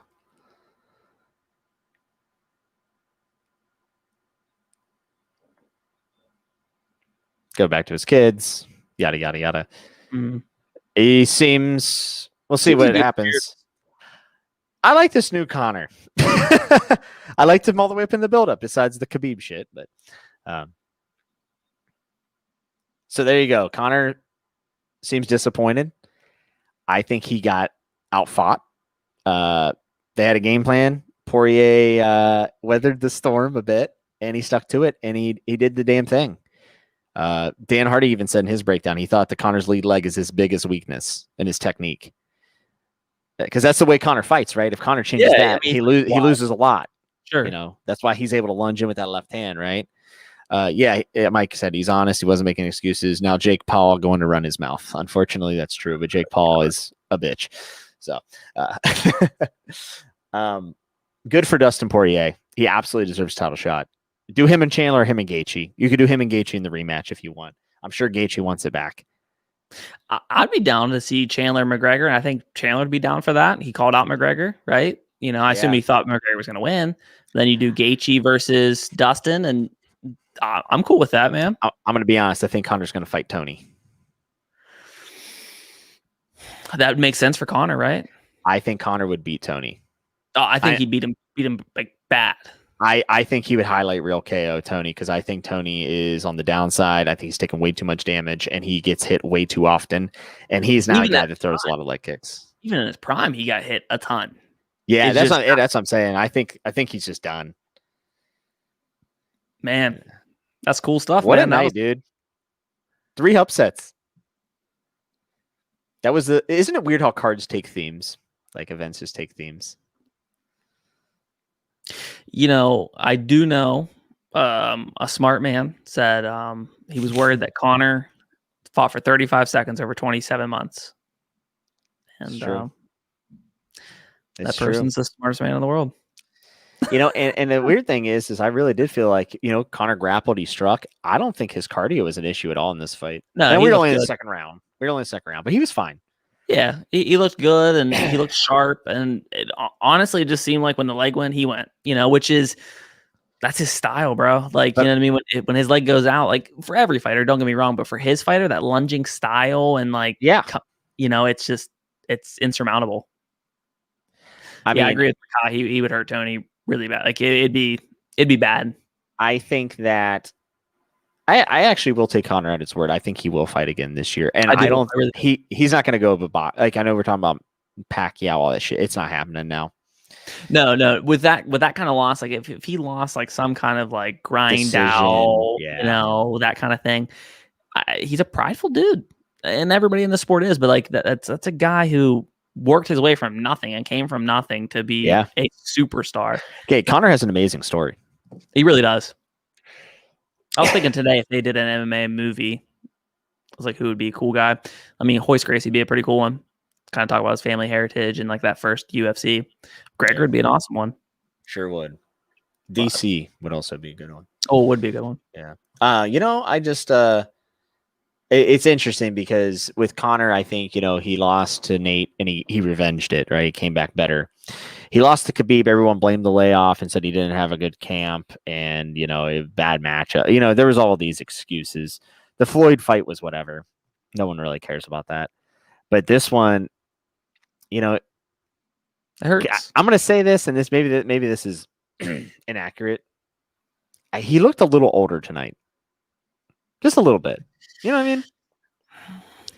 And honestly, that could be the muscle mass too. He just wasn't as springy, wasn't as bouncy. Is that age? Is that just being a thicker guy? Is that just trying to conserve energy? Because we've seen a lot of guys have a lot of unnecessary movement that kind of just slowly dwindles the gas tank. I don't know what it was, but yeah, he looked sharp. He looked good. But it wasn't Conor McGregor that we saw, 4 or 5 years ago. So I guess what I'm trying to say is, what do you change? If you're Conor McGregor, what do you change? You just hope that activity and being in the gym, we talked about in the video that training at home and training on the road's one thing, but being in the gym and grinding is a whole nother thing. Being in that atmosphere, living that atmosphere, seeing punches coming at you, and it's kind of just, that's what it seemed like. It seemed like a guy is the first time he's fought really in 3 years. You know what I mean? I know he's fought Donald Cerrone, but that doesn't even really count. How bad is Donald Cerrone?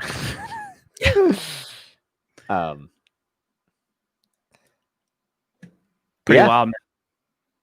Yeah. It's wild. I think Poirier is obviously set for a title shot. Good on him. Yeah, I don't know. I don't necessarily think Conor looked terrible. It's just Dustin fought a better fight. Absolutely. He took his licks. I like taking a minute. I appreciate everybody for tuning in. Makai's been here, our boy DK, Mike tuning in. We appreciate you guys. Cold one. Yep. We appreciate you guys. Bob the Builder. Thanks so much, guys, for coming over and shooting the breeze with us. Yeah, it actually was a lot of fun, guys. It was fun. I wish I could have streamed on ESPN. Thanks, ESPN, for just being terrible. I hate you. And I promise you I will try to illegally stream everything from here on out. When you are inactive, you get rust as a cold one, and I couldn't agree more. I think some people can come back without a lot of ring rust, but the two guys are the biggest layoffs that I've seen come back recently. Three. And when Nate fought Pettis, even though he won, I thought he looked pretty rough. Yep. He looked even worse against Jorge. Ponzinibbio looked terrible after a layoff, and Conor. It's hard because Conor didn't look terrible, but he looked like a not well-oiled machine. The only really exception to this rule is Dominic Cruz. That's it. The only person we've seen miss a significant amount of time and come back sharp is Dominic Cruz. That's it. Right. You can't just say, he said ring rust doesn't exist. He is the exception. You can't say that he did it, so this person. No, it's some people are just exceptions, man. Do you think TJ Dillashaw is going to have ring rust? He's now up to fight. You worry that it's not even just a ring rust, man, but how long was he doping? Yeah, how long was he doping? His chin was already kind of gone. Yeah, you worry about, and that's honestly a lot of people that do that, are juicing. It's right up there too. That's a confidence thing. In this game, there's so many times where when your confidence is sky high, you can beat anybody in the world because you think you can beat anybody in the world. We saw that with RDA. We saw that with Fabricio Verdum. Yeah. You know what I mean? We saw it with those guys. And then once you get clipped, you come back down to reality. It's going to be interesting, man. Yeah, I think Conor from here, I think he just needs to fight more. And his brand is big enough. He will always be a big name and a big fighter. I don't think he embarrassed himself tonight. I think he got beat. He got beat bad. Okay. In that second round, he did not look great. But the game has changed even since he was active. When he was active, the low calf kick was not a strategy. And I'm sure he's aware of it. He's not dumb. But until you are in a fight where that is executed, they say, I've heard DC, Dominic Cruz, everybody says it. They say you can take 2, maybe 3 or 4 of those low calf kicks and you're done. Dustin was kicking with all of his might at that leg. And I saw at least, I think, 5 of those in round 2. Yeah. And that's it. That's a wrap, folks. Yep. And Conor did not check the kicks. We talked in the live stream about this. We said, oh, man, the low calf kick, they're going to have to start checking it over the next few years because it's changing fights. It really is. It's such a game changer. And not just the UFC, but MMA in general, the low calf kick is just changing everything because it's such a fight changer, man. Yep. Like you said, it's 5 strikes. It's 5 strikes, and it changes everything. And sometimes it's 1. Yeah. Conor's leg, man, it ballooned up there, and it's just, Dustin is being rewarded for being active in the game and knowing the meta and knowing what's working and what's not. I think Conor will be fine. I will say I do think the pop culture mystique around him is dwindling, if not gone. Now, does that mean he's not a huge star? No, but Yeah.